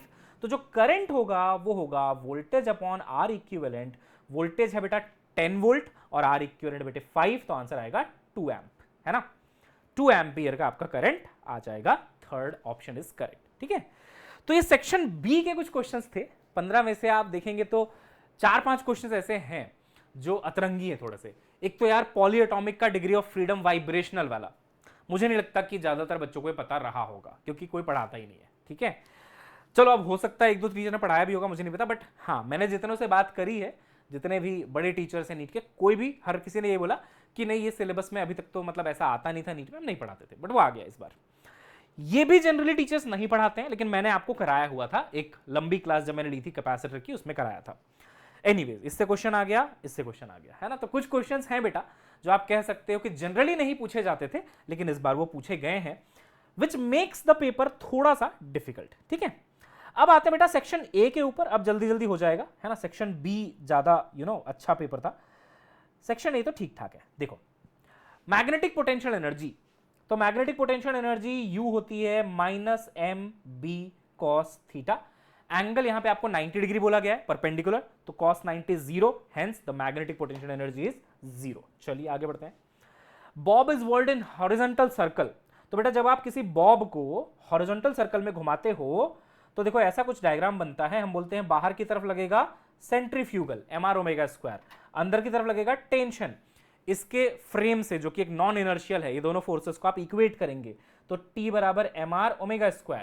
Question पढ़ो, अब क्वेश्चन क्या कहता है, बोलता है कि पहले आरपीएम 10 था, अब क्या किया, टेंशन को क्वाड्रपल कर दिया, क्वाड्रपल मतलब टेंशन को मैंने 4 गुना कर दिया, तो आरपीएम कितना गुना होगा। देखो T प्रोपोर्शनल टू ω² दिख रहा है, यानी कि ओमेगा प्रोपोर्शनल टू T की पावर 1/2, या फिर आप कह लो √T, है ना, सही है ना बेटा। ये 2 जो है उधर चला जाएगा, 1/2 बन जाएगा, यानी कि √T। तो अगर T में मैं 4 का फैक्टर लाता हूं तो एंगुलर स्पीड में कितने का फैक्टर आएगा, 4 का रूट, है ना, 4 यहां पे आया, 4 का रूट यानी कि 2 का फैक्टर आ जाएगा। एंगुलर स्पीड यानी कि ओमेगा से रिलेटेड है n, यानी कि आरपीएम जो मेरे को गिवन है, तो मैं बोलूंगा भाई आरपीएम हो चाहे ओमेगा हो, डबल हो जाएगा। डबल होने का मतलब है 10 था ना पहले, तो 10 का 20 हो जाएगा, तो फर्स्ट ऑप्शन करेक्ट है, ठीक है। तो टेंशन को आप 4 गुना कर रहे हैं तो आपका आरपीएम डबल हो रहा है। ये अगेन बहुत सिंपल क्वेश्चन है बेटा, एक मेटल क्यूब बोला गया आपको, है ना, एक मेटल क्यूब दिया गया है, ये आप एक छोटा सा यहाँ पे क्यूब बना लीजिए, और बोल रहा है कि भाई उस पर जो टोटल चार्ज है पूरे क्यूब में वो इतना है, और उसका साइड जो है वो एक साइड इतने का है। बोल रहा है सरफेस चार्ज डेंसिटी निकालो। अब मेटल है तो चार्ज तो सरफेस पे ही रहेगा, पर उसने खुद भी लिख दिया सरफेस चार्ज डेंसिटी। तीन टाइप की चार्ज डेंसिटी होती है बेटा, लैम्डा, सिग्मा और रो। हमें क्या निकालना है? सिग्मा। सिग्मा क्या होता है बेटा? Charge upon area. चार्ज कितना हो गया? 6 × 10⁻⁻6 कूलम में। देख रहे हो, माइक्रो कूलम है तो कूलम में -6 कर देंगे 10 की पावर। अच्छा, एरिया, किसी भी एक साइड का एरिया होगा 5 centimetre into 5 centimetre, L square. तो 5 को मैं लिख लूंगा 5 × 10⁻² मीटर, उसका स्क्वायर कर दिया, एल स्क्वायर, ये एरिया हो गया। लेकिन ये एक साइड का हुआ, मेरे को पूरे सरफेस का एरिया लेना पड़ेगा। कितने सरफेस है बेटा क्यूब में? 6, तो इसको आप 6 से मल्टीप्लाई कर देंगे। उसके बाद ये दोनों कैंसिल हो रहा है, जो भी आपका आंसर आ रहा है आप देख लीजिएगा। तो इसका आंसर आना चाहिए 0.4 इंटू इतना। सिंपल है ना, charge upon area. Okay, fourth answer आएगा। इनकरेक्ट पूछ रहा है, ये अच्छा क्वेश्चन है। इसमें सच बताओ तो मेरे को टाइम लग गया था, क्योंकि मैं करेक्ट ढूंढ रहा था और करेक्ट मेरे को 3 मिल रहे थे, तो आई वाज कंफ्यूज कि ये क्या हो रहा है। फिर मैंने देखा अच्छा इनकरेक्ट हो, तो ऐसा बच्चों के साथ भी होता है, मेरे साथ भी हो गया आज। चलो एनीवेज, देखो बेटा बोल रहा है इनकरेक्ट कौन सा है डायमैग्नेटिक में। तो डायमैग्नेटिक जैसे आपके मन में आया, आपको दो चीजें याद आई। आपने बोला सर इसकी ससेप्टिबिलिटी नेगेटिव होती है और स्मॉल वैल्यू होती है, फॉर एग्जाम्पल -0.75 टाइप्स, कुछ ऐसे रैंडमली वैल्यू ले रहा हूं। और जो म्यूआर होता है बेटा, रिलेटिव परमिएबिलिटी, इसका फॉर्मूला होता है 1 + ससेप्टिबिलिटी। 1 + ससेप्टिबिलिटी, तो अगर आप 1 + इस ससेप्टिबिलिटी को डालोगे -0.75, तो यह आ जाएगा 0.25। तो ससेप्टिबिलिटी के बारे में बोल सकता हूं कि ये 0 से भी छोटा है। आप नंबर लाइन देखो ना, ये 0 है, ये -1 है, तो -1 छोटा है ना 0 से, तो ससेप्टिबिलिटी 0 से छोटी है और नेगेटिव है। तो हेंस अगर आप देखोगे ऑप्शन में तो ये बिल्कुल सही है, 0 से छोटी है ससेप्टिबिलिटी, -1 से बड़ी है ना, तो 0 और -1 के बीच में है, तो this is actually correct. Relative permeability देखो बेटा कहां से कहां वेरी करेगा, तो 0 से 1 है ना, ये 0.25 है, तो 0 से 1 के बीच में आ रहा है ये, तो ये 0 से 1, ये भी सही है सर, दूसरा भी सही लग रहा है। अब इसकी बात करते हैं बेटा mu less than mu naught. देखो म्यू क्या होता है? म्यू यानी कि एब्सोल्यूट, म्यू यानी कि एब्सोल्यूट परमिएबिलिटी। इसका फॉर्मूला होता है बेटा mu naught into mu R. अब एक चीज सुनना, ठीक है, म्यू बराबर mu naught into mu R. सुनिएगा, ये जो म्यू आर है डाईमैग्नेटिक के लिए, वो बेटा लेस देन 1 है। म्यू आर क्या है देख रहे हो, 0.25, लेस देन 1 है, छोटा है। तो जब छोटी वैल्यू यहां पे इससे मल्टीप्लाई करोगे, है ना, म्यू नॉट इंटू 0.25 करोगे, तो ऑब्वियसली बेटा ये वैल्यू बहुत छोटी हो जाएगी। अब मान लो म्यू नॉट की वैल्यू आपको पता है 4/10⁻⁻7 होती है। मैं कह रहा हूं कि मान लो म्यू नॉट की वैल्यू 10 है ना, तो म्यू की वैल्यू कितनी आएगी इस फॉर्मूले से? म्यू की वैल्यू आएगी 10 इंटू 0.25 यानी कि 2.5। तो म्यू देख छोटा आया म्यू नॉट से। मैंने समझाने के लिए, तेरे को समझाने के लिए मैंने म्यू नॉट को 10 लिया, होता तो कुछ और है 4/10⁻⁷। समझाने के लिए मैंने इसको तेरे लिए 10 लिया, इसको 10 लिया। म्यू आर मैंने 0.25 लिया क्योंकि वो लेस देन 1 होता है डायमैग्नेटिक में। तो 10 इंटू 0.25 कितना? 2.5। तो मेरे को दिखा यार कि म्यू आ रहा है 2.5, तो यानी कि म्यू छोटा आ रहा है म्यू नॉट से। ऐसा हमेशा होगा डायमैग्नेटिक के लिए, और वही चीज यहां पे लिखी थी कि म्यू छोटा है म्यू नॉट से। तो पहला भी सही, दूसरा भी सही, तीसरा भी सही। इनकरेक्ट एक ही बच गया बेटा, जो कि ये है ना, ये वाला है। तो देखो ये दिख रहा होगा आपको, म्यू आर बोल रहा है ग्रेटर देन 1। कहां होता है ग्रेटर देन 1? लेस देन 1 होता है, वहीं से दिख गया कि गलत है ना। तो डी जो है गलत है, इनकरेक्ट है। चलिए, an ideal fluid is flowing in non uniform cross sectional XY। देखो कई लोग इसमें बर्नौली लगाएंगे, बर्नौली मत लगाना, मैं आपको बताता हूं एक चीज। यहां का डायमीटर छोटा है मतलब एरिया कम है, यहां का डायमीटर बड़ा है मतलब एरिया ज्यादा है। आप इसको लिख लो A1 और यहां की वेलोसिटी को लिख लो V1, इसको लिख लो A2, वेलोसिटी को लिख लो V2। अब आप एक कंटिन्यूटी इक्वेशन बेटा ऑलरेडी पढ़ चुके हैं, जो कि कहता है A1 V1 बराबर A2 V2। अब सिंपल सी बात है बेटा, अगर यहां पे एरिया बड़ा है तो वेलोसिटी कम होगी, ताकि ये प्रोडक्ट कांस्टेंट रहे, है ना। तो मैं बोलूंगा कि भाई A2 अगर बड़ा है तो वेलोसिटी कम होगी। तो मैं समझ गया कि y पे जो वेलोसिटी है V2 है वो कम है, और अगर वेलोसिटी कम है तो काइनेटिक एनर्जी भी कम होगी, क्योंकि काइनेटिक एनर्जी का per unit volume formula, per unit volume जो आप बर्नौलीज में पढ़ते हैं, वो होता है हाफ रो v²। अब हाफ तो कांस्टेंट है। अगर आपको डेंसिटी पे डाउट आ रहा है कि डेंसिटी का क्या करें बेटा, तो आइडियल फ्लूइड यूज होता है। Ideal fluid is incompressible non viscous. Incompressible मतलब डेंसिटी कैन नॉट चेंज, तो डेंसिटी तो चेंज हो ही नहीं सकता, चाहे यहां डेंसिटी लो चाहे यहां लो सेम ही आएगा, इनकंप्रेसिबल लिक्विड है। तो रो चेंज नहीं हो रहा, हाफ चेंज नहीं हो रहा। अब आप सिंपली समझ गए कि kinetic energy per unit volume जो उसने पूछा है वो सिर्फ वेलोसिटी पे ही डिपेंड कर रहा है। तो अगर वेलोसिटी कम है इस पॉइंट पे y पे, तो काइनेटिक एनर्जी भी y पे कम होगी, यानी कि काइनेटिक एनर्जी 2 पे कम होगी, 1 पे ज्यादा होगी। Option 3 is correct. ठीक है, चलिए ऐसे हो गया ये क्वेश्चन। एस्केप वेलोसिटी अर्थ के लिए v है। एक दूसरा प्लैनेट लिया जिसका 9 टाइम्स मास है और रेडियस 16 टाइम्स है, तो उसकी एस्केप वेलोसिटी आप निकालिए। देखिए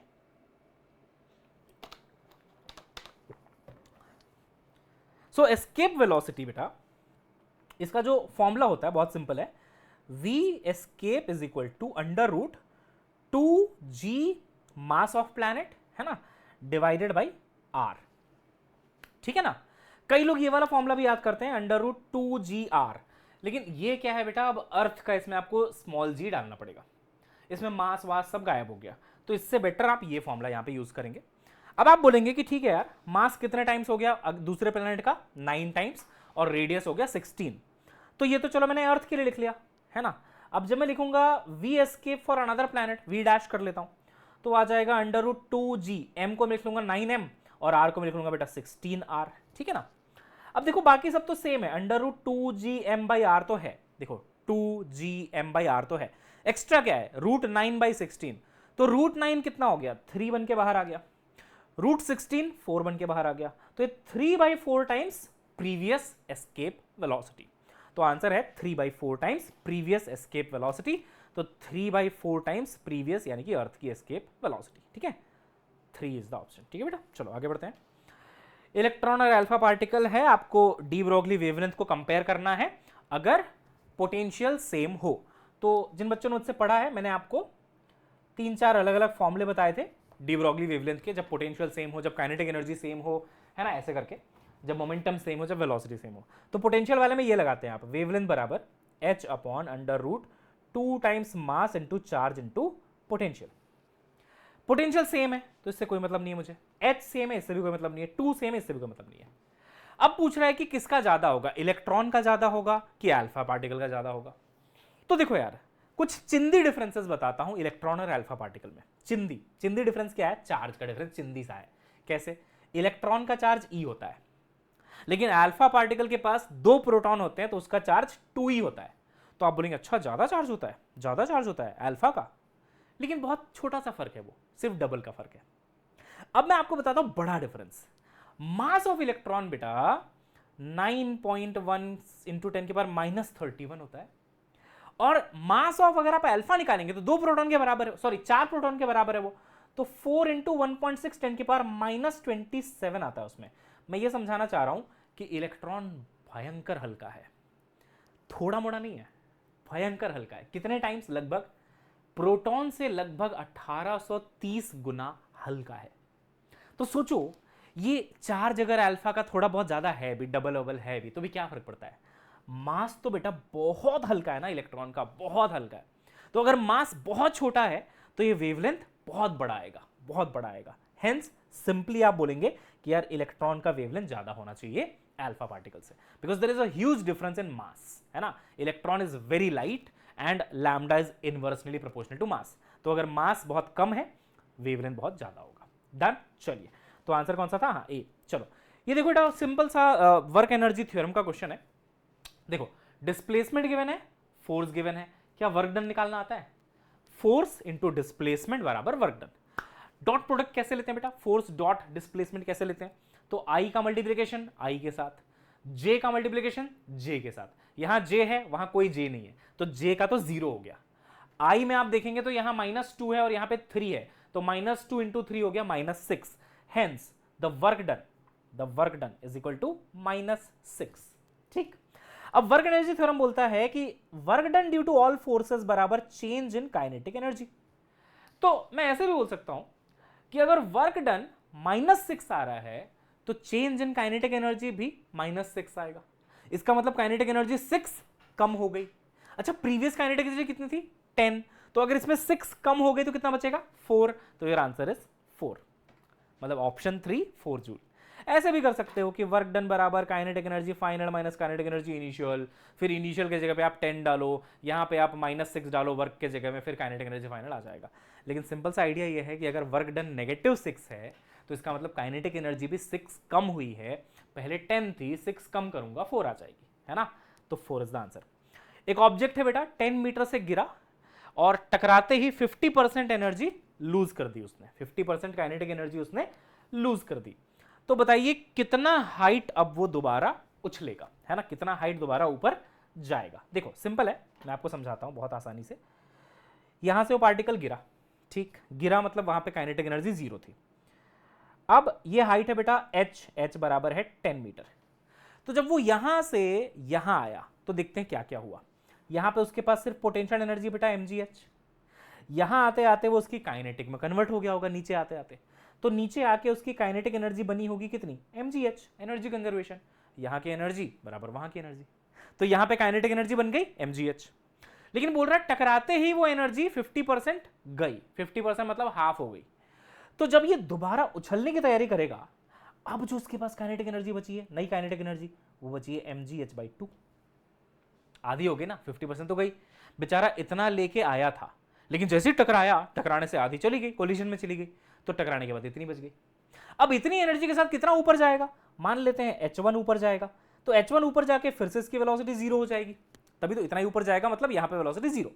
तो यहां की काइनेटिक पोटेंशियल एनर्जी कितनी बेटा mgh1, अरे भाई h1 ऊपर गया तो यहां की एनर्जी mgh1, तो ये एनर्जी बराबर ये एनर्जी कर दो, एनर्जी कंजर्वेशन लगा दो, तो mgh1 बराबर mgh/2, mg कैंसल, h1 बराबर h/2, h कितना था 10, तो 10/2 कितना हुआ 5 मीटर, ठीक है, ये आपका आंसर है। तो ये सिंपल एनर्जी कंजर्वेशन का क्वेश्चन जो आपको क्लास में ही कराया जाता है, ऐसा क्वेश्चन, ठीक है। अच्छा अब देखो बेटा ये एसी का सिंपल सा सवाल है। एसी में आप देख रहे हैं कि इंडक्टर है, इंडक्टर है तो आप समझ गए कि आईपीएल लॉजिक लगेगा। आईपीएल का मतलब क्या होता है, इंडक्टर में पोटेंशियल लीड करता है, कितना लीड करता है बेटा 90 डिग्री।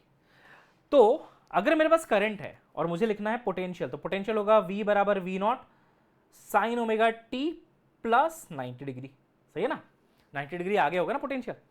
अब साइन 90 प्लस थीटा क्या होता है कॉस थीटा, फर्स्ट क्वाड्रेंट और फंक्शन चेंज ट्रिग्नोमेट्री, तो ये हो गया कॉस ओमेगा टी। और V0 क्या होता है, तो V बराबर आई आर, लेकिन R तो यहां होता नहीं है, ये तो इंडक्टर है, तो R को हम लिखते हैं बेटा एक्सएल, यहां पे इंडक्टिव रिएक्टेंस, तो V0 हो जाएगा आई नॉट, एक्सएल की वैल्यू होती है ओमेगा एल, तो यहां पे आप लिखेंगे V0 के जगह पे आई नॉट ओमेगा एल। तो सिंपल सा क्वेश्चन था, I naught omega L cos omega T, the correct answer is 4th, ठीक है, चलो 4th is the correct answer. 12 फीका फेरेड का कैपेसिटर है, पिको फेरेड का, 50 वोल्ट की बैटरी है, एनर्जी निकालो, easy peasy. So energy will be half C V square, C को कितना लेंगे आप 12, नहीं 12 इंटू 10 की पावर -12, क्योंकि पीको है, पीको मतलब 10 की पावर -12, नैनो मतलब 10 की पावर -9, सिंपल मल्टीप्लीकेशन है, you will get the answer as 15 nano joule, ठीक है। चलिए एक यूनिफॉर्म वायर लिया जिसका डायमीटर d था, उसमें करंट बह रहा था 100 milli ampere, mean drift velocity थी v। अब अगर मैं डायमीटर को हाफ कर दूं, सेम मटेरियल रखते हुए करंट को 200 कर दूं, तो अब मीन ड्रिफ्ट वेलोसिटी कितनी आ जाएगी। Easy peasy straight forward question है बेटा, देखो। So current is equal to NEA VD, मेरे को VD का रेशियो निकालना है ना, VD पता करना है, तो मैं VD का फॉर्मूला बना लेता हूं बेटा ड्रिफ्ट वेलोसिटी का, I/NEA हो जाएगा। अब मैं कहता हूं कि VD1 या फिर 2/1 कर लो, है ना, VD2/VD1, इसका फॉर्मूला क्या बनेगा, देखो I2/N2E2A2, है ना, डिवाइडेड बाई VD1 यानी कि I1 N1 E1 A1, तो N1 E1 A1 ऊपर चला गया, सिंपल है ना, और डिवाइडेड बाई I1 हो गया। अब देखो उसने एक वर्ड यूज किया same material, right, same material होने से क्या होगा, N सेम हो जाएगा, number of charges per unit volume same हो जाएगा बेटा, तो N और N तो कैंसिल, ये E क्या है बेटा, चार्ज ऑफ इलेक्ट्रॉन, वो भी सेम है, कैंसिल, बच गया सिर्फ ये, है ना, I2/I1 इंटू A1/A2। अब देखो मेरी बात सुनना ध्यान से, बाकी सब तो गिवन है, क्या ही सुनना है ध्यान से, है ना। करो, सॉल्व करो। सो I2 कितना है बेटा 200, I1 कितना है 100, सेम यूनिट में है, तो ये हो गया आपका 200, ये हो गया आपका 100 इंटू A1 पहले डायमीटर कितना था D, बाद में कितना है D/2, तो एरिया को लिखते हैं पाई आर स्क्वायर या फिर पाई/4 D स्क्वायर, तो पाई/4 पाई/4 तो कैंसिल हो जाएगा, एरिया की जगह में लिख सकता हूं D स्क्वायर अपॉन D/2 का होल स्क्वायर। पहले डायमीटर D था A1 की जगह पे, A2 की जगह पे D/2 हो गया, तो ये कितना आ रहा है, ये हो गया आपका 2, D स्क्वायर कैंसिल, 2 स्क्वायर ऊपर जाएगा तो 4 बनेगा, 4 2 जा 8 आ जाएगा ये, है ना। तो 8 का फैक्टर आ रहा है बेटा। नई ड्रिफ्ट वेलोसिटी जो है, एक सेकेंड, ये क्या हो गया, हाँ, नई ड्रिफ्ट वेलोसिटी जो है वो 8 टाइम्स आ रही है, ठीक है ना, 8 टाइम्स आ रही है, सेकेंड ऑप्शन, ठीक है। चलो, ये बेटा यूनिट्स का क्वेश्चन है, देखो क्या कह रहा है ना। सो ये कह रहा है भाई कि एक इलेक्ट्रिकल सर्किट है, राइट, उसमें वोल्टेज ऐसा है 200 प्लस माइनस 4, करंट है 20 प्लस माइनस 0.2, मेरे को बताना है रेजिस्टेंस कितना होगा विथ एरर, है ना, एरर के साथ मुझे बताना है, ठीक है। अच्छा देखो बेटा मैं बताता हूं। सो आप इसको कैसे सॉल्व करोगे, आपको एक फॉर्मूला पता है कि रेजिस्टेंस होता है बेटा V/I, होता है ना, ओम्स लॉ, ठीक है। तो रेजिस्टेंस की जो एक्चुअल वैल्यू है वो हो गई V/I, V की वैल्यू है 200 एक्चुअल वैल्यू, I की है 20, तो मैं यहां पे लिखूंगा 200, यहां पे लिखूंगा 20, आंसर आ रहा है 10। तो रेजिस्टेंस की एक्चुअल वैल्यू होगी 10, बट एग्जामिनर स्मार्ट है, देखो यहां भी 10 10, यहां भी 10 10, हर जगह 10 10 10 10 दे रखा है, तो उससे आंसर नहीं आया। अब एरर कैलकुलेट करना पड़ेगा, एरर कैसे कैलकुलेट करते हैं, देखिए बेटा एरर एनालिसिस लगाइए इस फॉर्मूले में, तो आप R को लिखेंगे डेल्टा R अपॉन R बराबर, V को लिखेंगे delta V upon V, I को लिखेंगे डेल्टा I अपॉन I, ऐसे लिखते हैं ना एरर एनालिसिस में। अब देखिए डेल्टा V यानी कि एरर इन V कितना है 4, तो यहां पे आ गया 4 अपॉन V कितना है 200, प्लस डेल्टा I कितना है बेटा, देखो ये है 0.2, तो ऊपर आ गया 0.2, नीचे आ गया आपका 20, तो ये 2 अपॉन 100 यानी कि आ जाएगा 0.02, प्लस ये आ जाएगा 0.1 अपॉन 10 यानी कि 0.01, तो इट विल बी व्हाट 0.03, ये आया डेल्टा R बाई R, ठीक है। अब मेरे को यहां से डेल्टा R चाहिए, तो डेल्टा R बराबर क्या हो जाएगा R इंटू 0.03, ये R इधर चला गया, और R कितना बेटा 10, तो 10 इंटू 0.03 कितना हो जाएगा 0.3, तो जो एरर है वो है 0.3, तो hence your answer will B 10 plus minus 0.3, error is 0.3, ठीक है। तो आपका आंसर आ गया जो है B, राइट। चलिए बहुत बढ़िया, स्टेप अप ट्रांसफार्मर है, ठीक है, और सप्लाई वोल्टेज 220 है, आउटपुट वोल्टेज 11000 है, आउटपुट पावर 88 वॉट है, बोल रहा है करंट बताइए सेकेंडरी सर्किट में इग्नोरिंग द पावर लॉस। अच्छा इग्नोरिंग द पावर लॉस मतलब एफिशिएंसी हो गई 1। अब एफिशिएंसी होता है बेटा output power upon input power, मेरे को कौन सा करंट पूछ रहा है, वो current in the secondary circuit, मतलब आउटपुट को सेकेंडरी बोलते हैं, राइट, आउटपुट को सेकेंडरी बोलते हैं, ठीक है। देखो तो ये 1 हो गया। पावर आउटपुट कैसे लिखोगे आप, V इंटू आई, यानी कि V सेकेंडरी इंटू आई सेकेंडरी, ये होगा ना पावर, अपॉन इनपुट पावर कितना होगा 88। आप बोलोगे सर वो तो आउटपुट पावर है, भाई आउटपुट इनपुट सेम ही तो होगा, पावर, नो पावर लॉस, है ना, तो इसको आपने लिख लिया बेटा 88। अब देखना ये 1 सेकेंडरी वोल्टेज है बेटा 11000, देख लेना क्वेश्चन में, ये IS हो गया, ये 88 हो गया, तो सेकेंडरी करंट आ रहा है 88 अपॉन कितना आ रहा है बेटा 11000, है ना, तो 11 8 जा हो जाएगा, है ना, तो यहां से आपको सेकेंडरी मिल जाएगा 8 मिली एम्पियर, सही है ना, 8 milli ampere, that is the answer, okay.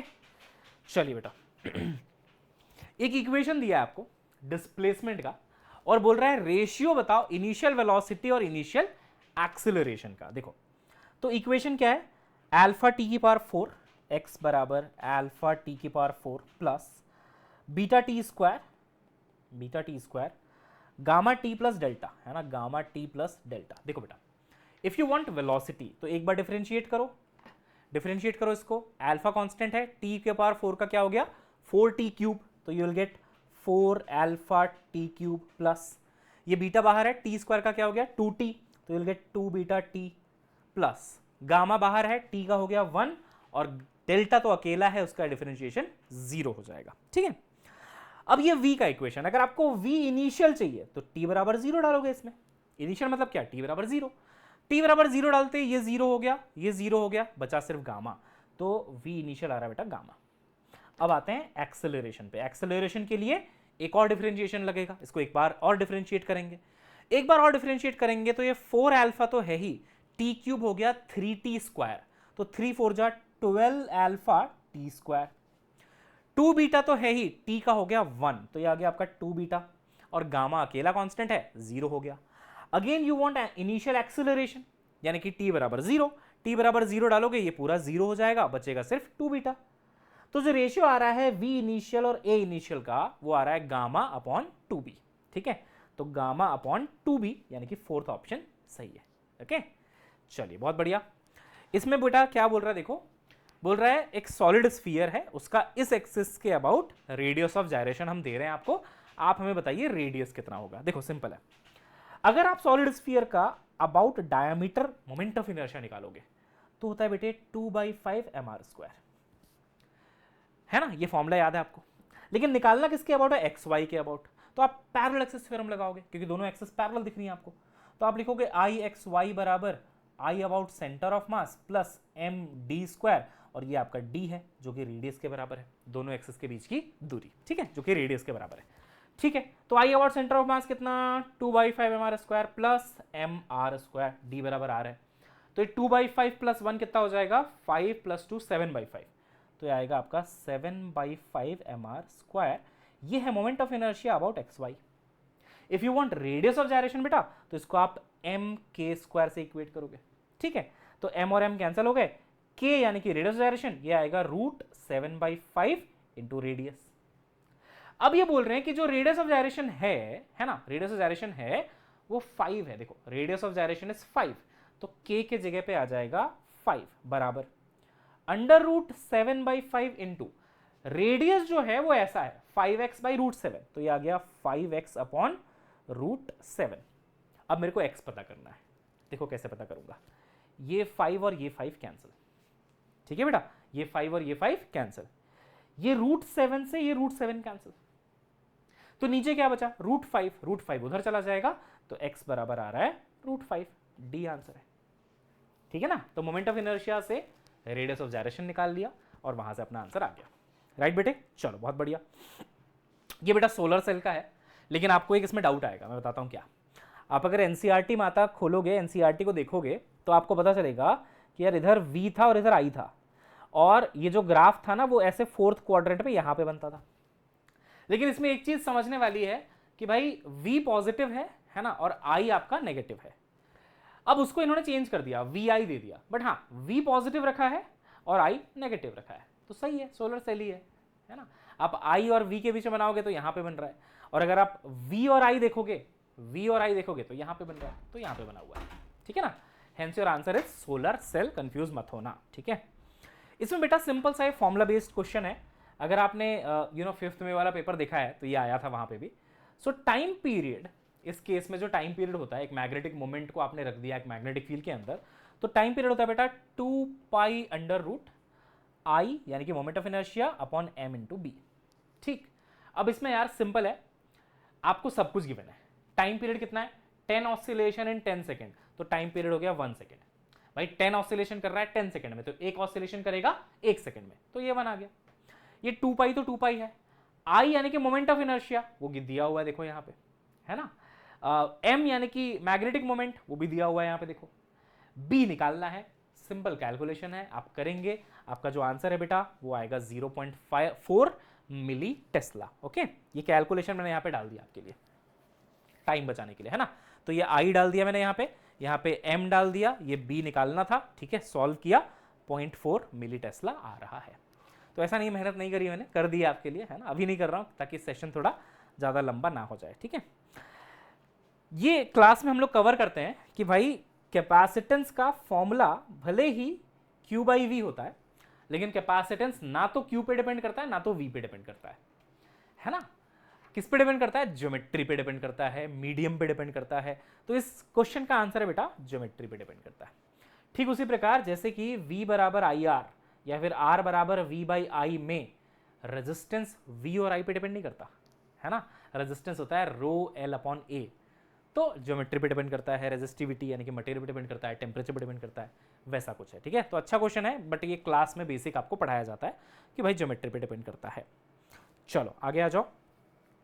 बोलता है image formation needs regular reflection और रिफ्रैक्शन। हाँ, रिफ्लेक्शन से भी इमेज बनेगा, रिफ्रैक्शन से भी बनेगा, दो ही प्रोसेस से बनेगा, है ना, तो ये सही है। दूसरा, वैरायटी इन कलर क्यों होता है?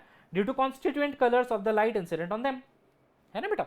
लाइक व्हाइट लाइट है तो उसमें 7 कलर हैं विबग्योर, उनकी वजह से वैरायटी ऑफ कलर्स हैं उसमें। तो 1 भी सही है, 2 भी सही है, बट ये इसको एक्सप्लेन कुछ नहीं कर रहा, और एक्सप्लेन वाला यहाँ पे ऑप्शन है भी नहीं, ये बस ये पूछ रहा है कि कौन करेक्ट है कौन नहीं है। तो 1 भी करेक्ट, 2 भी करेक्ट, तो कौन सा ऑप्शन आ रहा है बेटा? सी, है ना, सी आ रहा है, बोथ आर करेक्ट, है ना।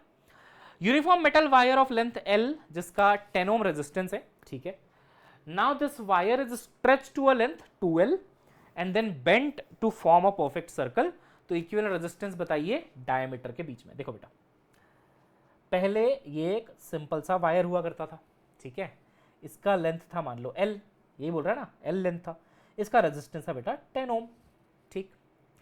अब इसको मैंने स्ट्रेच कर दिया 2L लेंथ पे। स्ट्रेच मतलब आप खींच रहे हो।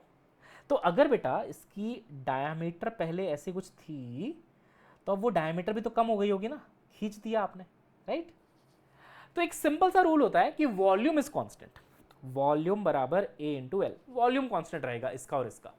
तो सोचो अगर आप लेंथ को डबल कर रहे हो तो एरिया को आप हाफ करोगे, तब जाके आपका वॉल्यूम कंजर्व रहेगा, ये 2 और ये 2 कैंसिल हो जाएगा। ये सिंपल सा रूल मैंने क्लास में सिखाया हुआ है, ठीक है ना, कि अगर वो बोलता है कि लेंथ को मैंने डबल कर दिया तो तुम्हें समझना पड़ेगा कि अगर इसका एरिया A था तो इसका एरिया हाफ हो जाएगा। देखो ना, इसमें 1/2 का फैक्टर, इसमें 2 का, 2/2 कैंसिल, वॉल्यूम कांस्टेंट, ठीक है। तो अब मैं अगर इसका रेजिस्टेंस लिखता हूं बेटा रो L बाई ए, तो इसका रेजिस्टेंस पता क्या लिखूंगा मैं?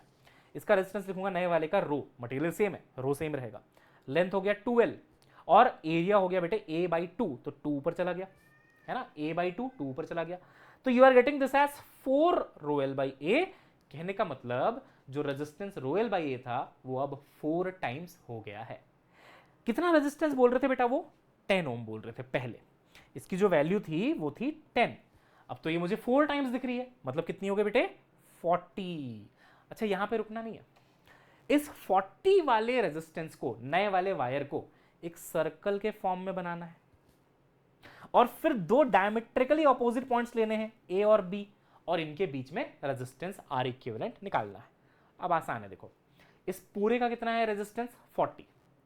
तो A B के ऊपर जो हिस्सा बचा ये वाला और जो नीचे बचा उनका 20-20 होगा बेटा, क्योंकि इक्वल लेंथ में आप डिवाइड कर रहे हैं, है ना, ऊपर का लेंथ पाई आर, नीचे का लेंथ पाई आर, तो total length 2 pi R. Equal length में आप डिवाइड करोगे एक रेजिस्टर को तो इक्वल रेजिस्टेंस भी हो जाएगा उसका। यहां पे आप स्ट्रेच थोड़ी ना कर रहे हो, उसको बस घुमा दिया आपने, ऊपर का देख रहे हो नीचे का देख रहे हो, तो 20-20। अब ये 20-20 किस में दिख रहा है आपको? पैरेलल में, पैरेलल में। तो पैरेलल में जब 20 और 20 एडेड हैं तो उनका R इक्विवेलेंट आएगा R/2 यानी कि 10 आ जाएगा आंसर, है ना, तो आंसर इज 10। तो उसने क्या क्या पूछ लिया? ये कंसेप्ट भी पूछ लिया कि भाई अगर मैं ड्रॉ कर देता हूँ वायर को, लंबा कर देता हूँ, खींच के स्ट्रेच कर देता हूँ तो आर में क्या फर्क आएगा। ये भी पूछ लिया कि सर्कल में मैंने कर दिया तो डायमेट्रिक अपोजिट में क्या हो जाएगा। तो कंबाइन करके क्वेश्चन बनाया, 10 इज द आंसर, ठीक है। चलो, स्पेक्ट्रल लाइंस n बराबर 5 6 से n बराबर 4 पे, तो देखो अगर 1 पे एंड होती है तो लाइमन, 2 पे एंड होती है तो बामर, है ना, फिर पास्टन, फिर आपका आ जाता है ब्रैकेट, है ना। तो n बराबर 4 यानी कि ब्रैकेट, तो ये आपका 2। वो शॉर्ट ट्रिक नहीं होता, लो प्रेशर, है ना, ब्लड प्रेशर हाई, है ना, वैसा कुछ, या फिर लाल बाल पाल, उससे भी आप याद करते हैं, ठीक है ना, व्हाटएवर। तो आपका आंसर है बेटा ब्रैकेट। चलो, तो now you have an assertion reason question. Assertion बोल रहा है कि houses made of concrete roof, concrete roof है, उसमें अगर मैं फोम लगा दूं तो रूम हॉट रहेगा ड्यूरिंग समर। नहीं, अगर आप फोम लगाओगे तो वो हीट इंसुलेटर का काम करेगा, तो आपका घर ठंडा हो जाएगा, हॉट नहीं रहेगा। फिर फोम लगा क्यों रहे हो, है ना, ठंडा हो जाएगा घर। तो ये गलत है, पहला ऑप्शन ही गलत है। दूसरा क्या है? The layer of foam insulation prohibits heat transfer as it contains air pockets. बिल्कुल सही है, फोम में बेटा एयर पॉकेट्स होते हैं, एयर की थर्मल कंडक्टिविटी बहुत कम होती है, तो वो हीट को एक जगह से दूसरी जगह ट्रांसफर नहीं होने देती है, तो इसलिए आपका घर ठंडा रहता है, बाहर की हीट अंदर नहीं आ पाती है, क्योंकि आपने फोम का एक लेयर लगा रखा है।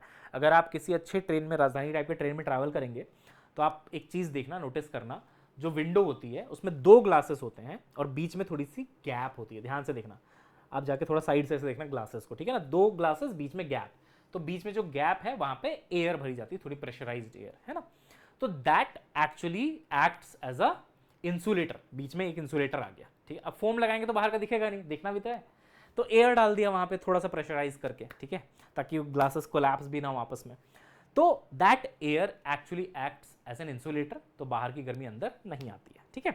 तो देखो ये तो सही है, बट ये गलत है, तो अब करेक्ट एक्सप्लेनेशन है कि नहीं देखने की जरूरत नहीं है, ए रॉन्ग आर करेक्ट, देखो कहाँ है, A is false R is true, B option, है ना, ठीक है। पार्टिकल एग्जीक्यूटिंग एसएचएम कब पोटेंशियल और काइनेटिक बराबर होते हैं, ये तो डायरेक्ट याद होना चाहिए, है ना। वैसे तो आप पोटेंशियल एनर्जी काइनेटिक एनर्जी को इक्वेट करके एक्स डिस्टेंस पे इक्वेट करके निकाल भी सकते हो, बट ये डायरेक्टली आपको पढ़ाया जाता है कि a/√2 पे दोनों बराबर होते हैं। जब ये वाला ग्राफ आपको सिखाते हैं ना ऐसे, तब भी आपको बताते हैं बेटा, है ना, कि भाई यहाँ पे इक्वल होगा, मतलब ग्राफ नीचे से ऐसे जाएगा, टच करेगा नीचे तक, थोड़ा सा मैंने गलत बना दिया था, देखो ऐसे ऐसे, और ये कांस्टेंट है ना टोटल एनर्जी, तो ये जहां पे इंटरसेक्ट होने दोनों वो a/√2 पे होता है, ठीक है। यंग्स डबल स्लिट एक्सपेरिमेंट, ठीक है, बहुत सिंपल सा क्वेश्चन है बेटा इसमें। सो आपको पता है कि जो फ्रिंज विड्थ होती है beta, that is lambda d/d, values डालो, आंसर निकाल लो, ठीक है, आ जाएगा। Water is used as coolant in nuclear reactor, coolant की एक प्रॉपर्टी होनी चाहिए कि उसकी स्पेसिफिक हीट हाई होनी चाहिए, ताकि सेम टेम्परेचर इंक्रीज पे वो ज्यादा से ज्यादा हीट एब्जॉर्ब कर पाए। हेंस वाटर यूज करने का रीजन ये है कि उसकी हाई स्पेसिफिक हीट होती है, ठीक है। चलिए,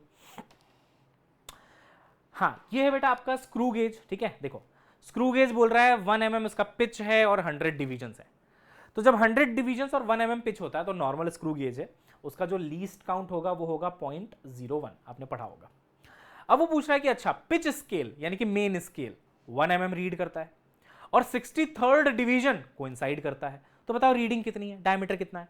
तो उसका सिंपल सा एक फॉर्मूला होता है बेटा रीडिंग का, कि जो भी मेन स्केल रीडिंग है प्लस जो डिवीजन कोइंसाइड किया इनटू लीस्ट काउंट, तो एमएसआर कितना है 1 mm, है ना, 1 mm प्लस कौन सा डिवीजन कोइंसाइड किया 63rd मल्टीप्लाइड बाई 0.01, वो भी mm में है, तो योर आंसर विल बी 1.63, लेकिन ये mm में होगा क्योंकि ये भी mm है, ये भी mm है। लेकिन जब आप सेंटीमीटर में कन्वर्ट करेंगे, ऑप्शन तो सेंटीमीटर और मीटर में, सेंटीमीटर में कन्वर्ट करेंगे तो इसको आप 10 से डिवाइड करेंगे, 10 से डिवाइड करेंगे तो 0.163 आएगा, है ना, तो B is the answer. Solenoid का सेल्फ इंडक्शन, तो इसका डायरेक्ट बेटा आपके पास एक फॉर्मूला होता है, आपको याद होगा कि सोलेनॉइड का सेल्फ इंडक्शन क्लास में कराया भी जाता है, μ0n² इंटू वॉल्यूम, और वॉल्यूम को आप लिख सकते हैं एरिया मल्टीप्लाइड बाई लेंथ, ये L लेंथ है और ये कोफिशिएंट ऑफ सेल्फ इंडक्शन है, ठीक। अब देखो क्वेश्चन पढ़ो क्या बोल रहा है। सो हाँ, let us consider 2 solenoids, relative permeability mu r and equal area of cross section, length of A is twice that of B, number of turns per unit length in A is half that of B। देखो क्या बोल रहा है, A का length twice है यहाँ पे 2 multiply हो गया, और number of turns per unit length which is small n वही होता है number of turns per unit length, ये हाफ है बेटा, तो इसमें अगर मैं हाफ करूं और इसका पूरे का स्क्वायर करूं तो यहां जो फैक्टर आएगा वो आएगा 1/4 का, है ना, n हाफ हो रहा है ना, number of turns per unit length is half, तो हाफ का स्क्वायर इज 1/4, और यहाँ पे 2 मल्टीप्लाई हो रहा है, ठीक है, यहाँ पे 2 मल्टीप्लाई हो रहा है, तो जो ओवरऑल फैक्टर आ रहा है वो आ रहा है 1/2 का, तो सेल्फ इंडक्शन 1/2 टाइम्स हो जाएगा, ठीक है, तो 1:2 इज द रेशियो। ओके, चलिए आगे बढ़ते हैं। आउटपुट ऑफ और गेट में आप नॉट लगा दो तो नॉर बन जाता है, सिंपल क्वेश्चन है ना, और में नॉट लगाओ नॉर बन जाएगा, ठीक है सर।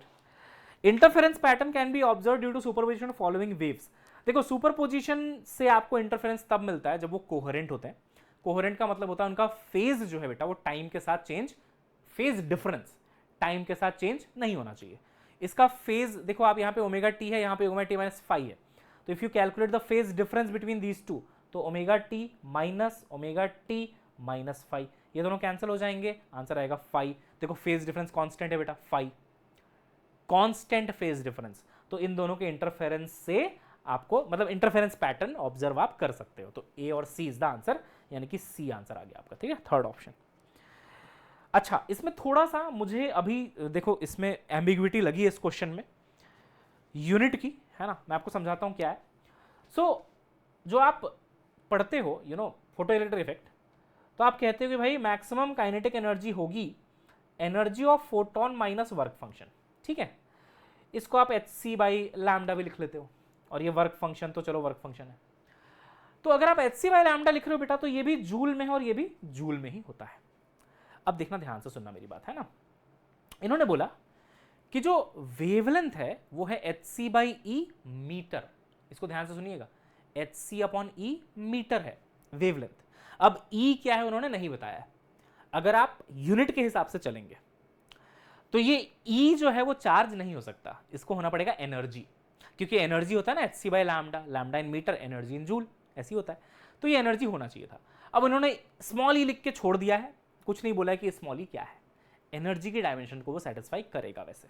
एनीवेज, तो देखो इस फॉर्मूला को लगाया आपने, आपको निकालना है के मैक्स, के निकाला आपने, ऊपर बेटा एच सी है, यहाँ पे एच सी है, और लैम्डा क्या गिवन है मेरे को, एच सी अपॉन ई, है ना, ये देखो लैम्डा गिवन है एच सी अपॉन ई, तो एच सी अपॉन ई, तो ई ऊपर चला गया, एच सी कैंसिल हो गए। तो जो एनर्जी ऑफ फोटोन है वो मुझे ई मिला एसआई यूनिट में। क्यों एसआई यूनिट में मिला सर? क्योंकि ये मुझे मीटर में गिवन है। तो मीटर में अगर देखो H Planck's constant SI unit में, सी प्लैंक मतलब speed of light SI unit में, लैम्डा एसआई यूनिट में रखा मैंने, तो ये भी एसआई यूनिट में आएगा। एसआई यूनिट क्या होती है? जूल, है ना। अब माइनस में यहां पे क्या आना चाहिए था? Work function. अब वर्क फंक्शन भी तो जूल में ही रखोगे आप, लेकिन इन्होंने क्या बोला है कि भाई वर्क फंक्शन तो मेरे को इलेक्ट्रॉन वोल्ट में दिया है कि phi is the work function in electron volt. तो अगर मैं यहां पे फाई लिखता हूं तो ये गलत होना चाहिए एक्चुअली, बिकॉज ई तो जूल में आया है और फाई तो इलेक्ट्रॉन वोल्ट में आया है। कैसे घटा सकते हैं दोनों को, है ना, एक जूल है और एक इलेक्ट्रॉन वोल्ट है। तो अगर ये इलेक्ट्रॉन वोल्ट है और इसको मुझे जूल में लेके जाना है, तो इलेक्ट्रॉन वोल्ट से जूल में जाने के लिए आप इसको स्मॉल ई से मल्टीप्लाई करेंगे। अब ये small E charge of electron है, लेकिन यूनिट के हिसाब से देखा जाए तो ये स्मॉल ई एनर्जी है। तो ऐसा भी नहीं कि मैंने ई कॉमन लेके 1 माइनस 5 लिख दिया। तो जो मेरे हिसाब से आंसर होना चाहिए वो ऐसा होना चाहिए कि ई माइनस 5 इंटू ई। ये ई से मल्टीप्लाई क्यों किया पता है? चार्ज से मल्टीप्लाई क्यों किया? चार्ज ऑफ इलेक्ट्रॉन से, ताकि मैं इलेक्ट्रॉन वोल्ट को जूल में कन्वर्ट कर पाऊं, सो दैट ये भी जूल रहे, ये भी जूल रहे और ये भी जूल रहे, क्योंकि उसने मुझसे आंसर भी एसआई यूनिट में ही पूछा है। देखो लिखा है ना, इन एसआई यूनिट्स निकालना है ना, कहीं पे बोला था ना ये बात इन्होंने। हाँ ठीक है, तो ये एक थोड़ा सा इसमें मुझे डाउट देखने को मिला बेटा, ठीक है ना। एक बार फिर से पढ़ देते हैं। 5 वर्क फंक्शन है इलेक्ट्रॉन वोल्ट में, वेवलेंथ ऑफ न्यूमेरिकल वैल्यू इतना है इन मीटर, तो it is incident with energy above it's threshold value at an instant, then maximum kinetic energy of photoelectron by it at that instant. Take h Planck's constant, c velocity of light in SI units. तो अगर आप h को SI unit में लोगे, c को SI unit में लोगे, आप लैम्डा को भी SI में ले रहे हो मीटर, तो आपको वर्क फंक्शन को भी SI में ही लेना पड़ेगा। और अगर आप इसको SI में लोगे तो SI होता है जूल, जूल में कन्वर्ट करेंगे आप, इलेक्ट्रॉन वोल्ट में गिवन है, जूल में कन्वर्ट करने के लिए ई से मल्टीप्लाई करेंगे, तब जाके जूल होगा। तो ये आंसर मेरे हिसाब से होना चाहिए। इस पे मैं और भी टीचर से थोड़ा सा है ना डिस्कस करूंगा, बट फिलहाल बेटा मैं इसका कोई आंसर नहीं दे पा रहा हूँ, क्योंकि चारों में से कोई मेरे हिसाब से मैच नहीं कर रहा है। हाँ, अगर E minus 5 multiplied by electronic charge होता तो वो एक ऑप्शन बन सकता था। ठीक है, चलो आगे बढ़ते हैं। Electromagnetic radiation which has the smallest wavelength, देखो ये आपके पास है, ठीक है, स्मॉलेस्ट देख लो, है ना। तो ऐसे आप चलते जाइए, आपको दिख जाता है, ये आपको याद होना चाहिए बेटा, है ना। तो यहाँ पे जो आंसर आएगा वो आएगा गामा रेस, ठीक है। सो smallest wavelength is of gamma rays, है ना बेटा, ये देखो, ठीक है। अच्छा गामा इसमें लिखा नहीं है, बट हाँ इससे भी पहले आ जाएगा आपका गामा रेस। अच्छा लिखा तो है गामा, ये रहा, है ना, गामा रेस, ठीक है। चलो अब आगे बढ़ते हैं। Equilibrium state of thermodynamic system Pvt से डिफाइन होता है बेटा। कोई भी thermodynamic system P V T से डिफाइन होता है ना, क्योंकि ये 3 वेरिएबल्स अगर आपको पता है तो आप किसी भी पॉइंट को डिफाइन कर पाओगे कि हाँ भाई प्रेशर इतना है, वॉल्यूम इतना है, टेम्परेचर इतना है, पीवीटी, ठीक है। अच्छा, इसमें बोल रहा है some energy levels are given, तो बताना है किसका वेवलेंथ ज्यादा किसका वेवलेंथ कम। देखो बेटा, एनर्जी बराबर hc बाई लैम्डा, यानी कि इनवर्स का रिलेशन है।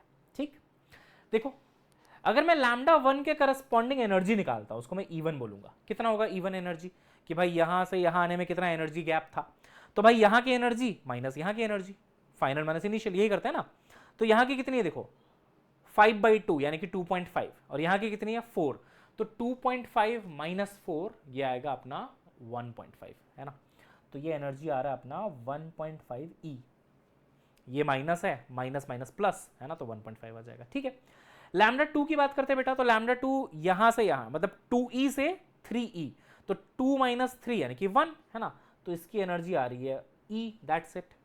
अब आते हैं लैम्डा 3 पे, यहां 2E है यहां 4E है, तो ये आएगा 2 माइनस 4 यानी कि 2, ठीक है, तो एनर्जी आ रही है 2E। अब आप एक चीज सोचो, E2 E3 का हाफ है। फिर से सुनो, E2 जो है वो E है, E3 जो है वो 2E है, तो E2 क्या हुआ, हाफ हुआ। तो अगर एनर्जी हाफ है तो वेवलेंथ क्या होगा, डबल। तो क्या मैं कह सकता हूं बेटा कि अगर E2 जो है वो हाफ ऑफ E3 है, तो जो लैम्डा 2 है ना वो डबल ऑफ लैम्डा 3 होगा। 1 नहीं 3 होगा, 2 और 3 को कंपेयर कर रहे हैं ना, 2 और 3 को। तो E2 अगर हाफ ऑफ E3 है तो लैम्डा 2 डबल ऑफ लैम्डा 3 होगा। तो लैम्डा 2 डबल ऑफ लैम्डा 3 यहां पे भी दिख रहा है, यहां पे भी दिख रहा है। ये तो क्लियर हो गया, या तो ये ऑप्शन या तो ये ऑप्शन। अब देखते हैं कौन बड़ा है, लैम्डा 2 बड़ा है कि लैम्डा 1 बड़ा है। 2 और 1 को कंपेयर करते हैं, ये E है ये 1.5 है। एनर्जी ज्यादा तो वेवलेंथ कम, देख रहे हो ना, एनर्जी और वेवलेंथ इनवर्स है, एनर्जी ज्यादा वेवलेंथ कम। तो किसकी एनर्जी ज्यादा है 1 और 2 में, 1 की एनर्जी ज्यादा है, इसलिए 1 का वेवलेंथ कम होगा। तो लैम्डा 1 लेस देन लैम्डा 2, ये वाला ऑप्शन आपका सही हो गया, ठीक है ना, फोर्थ। राइट बेटा, चलिए। एक बॉक्स है जिसका मास है 5 kg, pulled bye a cord up along a frictionless, frictionless बोल दिया तो आसान हो गया, फ्रिक्शन होता तो थोड़ा सा और दिमाग लगता, ठीक है वो भी इजी ही होता। फ्रिक्शनलेस प्लेन है बेटा, 30 डिग्री का एंगल बोल रहे हैं, और बोलते हैं कि भाई टेंशन 30 है, तो बताओ एक्सेलरेशन कितना होगा। देखो बहुत सिंपल है, NLM यानी कि न्यूटन्स लॉज ऑफ मोशन का सिंपल सा आपके लिए सवाल है। ठीक है, देखो एक ब्लॉक रख दिया आपने, 5 kg इसका मास है, इधर आपने लगाया बेटा टेंशन विच इज 30 न्यूटन, है ना। ये एंगल कितना है बेटा 30 डिग्री है मेरे ख्याल से, है ना, बिल्कुल 30 डिग्री है। तो इधर जो फोर्स लगता है आपको पता होगा, वो लगता है mg sin थीटा, है ना, ग्रेविटी का कंपोनेंट जो इसको नीचे की तरफ लाएगा। cos थीटा तो नॉर्मल प्रोड्यूस करेगा, बट ये इसको नीचे की तरफ लाएगा। अब एक्सेलरेट कराना है आगे की तरफ a, तो न्यूटन सेकंड लॉ क्या होता है, नेट फोर्स बराबर ma। तो नेट फोर्स कैसे निकालेंगे, इसको पॉजिटिव ले लो 30 माइनस ये पीछे की तरफ है माइनस ले लो, तो माइनस mg sin 30 बराबर क्या हो जाएगा बेटा ma। नेट फोर्स बराबर ma, Newton second law, simple. क्या निकालना मुझे, एक्सेलरेशन। अब देखो निकालते हैं एक्सेलरेशन, ये 30 हो गया माइनस मास 5 है, g 10 है, और साइन 30 हो गया आपका 1/2 बराबर मास 5 और a। तो ये कितना आ रहा है बेटा, ये हो गया आपका 5 5 जा 25, 30 माइनस 25 इज 5/5 बराबर a, तो a आ गया आपका 1। ठीक है, तो आपका आंसर आ रहा है बेटे 1 मीटर पर सेकेंड स्क्वायर। अब तो हो गया सेक्शन बी, वो तो हम पहले ही कर चुके हैं, है ना। तो 1 घंटे 20 मिनट में मैंने आपको ये पेपर पूरा करा के दे दिया, ठीक है। तो कुछ इतना ही टाइम या इससे थोड़ा कम टाइम आपको भी लगना चाहिए था अगर आप ये पेपर देते, ठीक है ना। अब मैं तो समझा रहा हूँ, समझा समझा के कर रहा हूँ, अगर मैं बिना समझाए करता तो ये पेपर शायद मैं 50 मिनट या 45 मिनट में हो जाता मुझसे।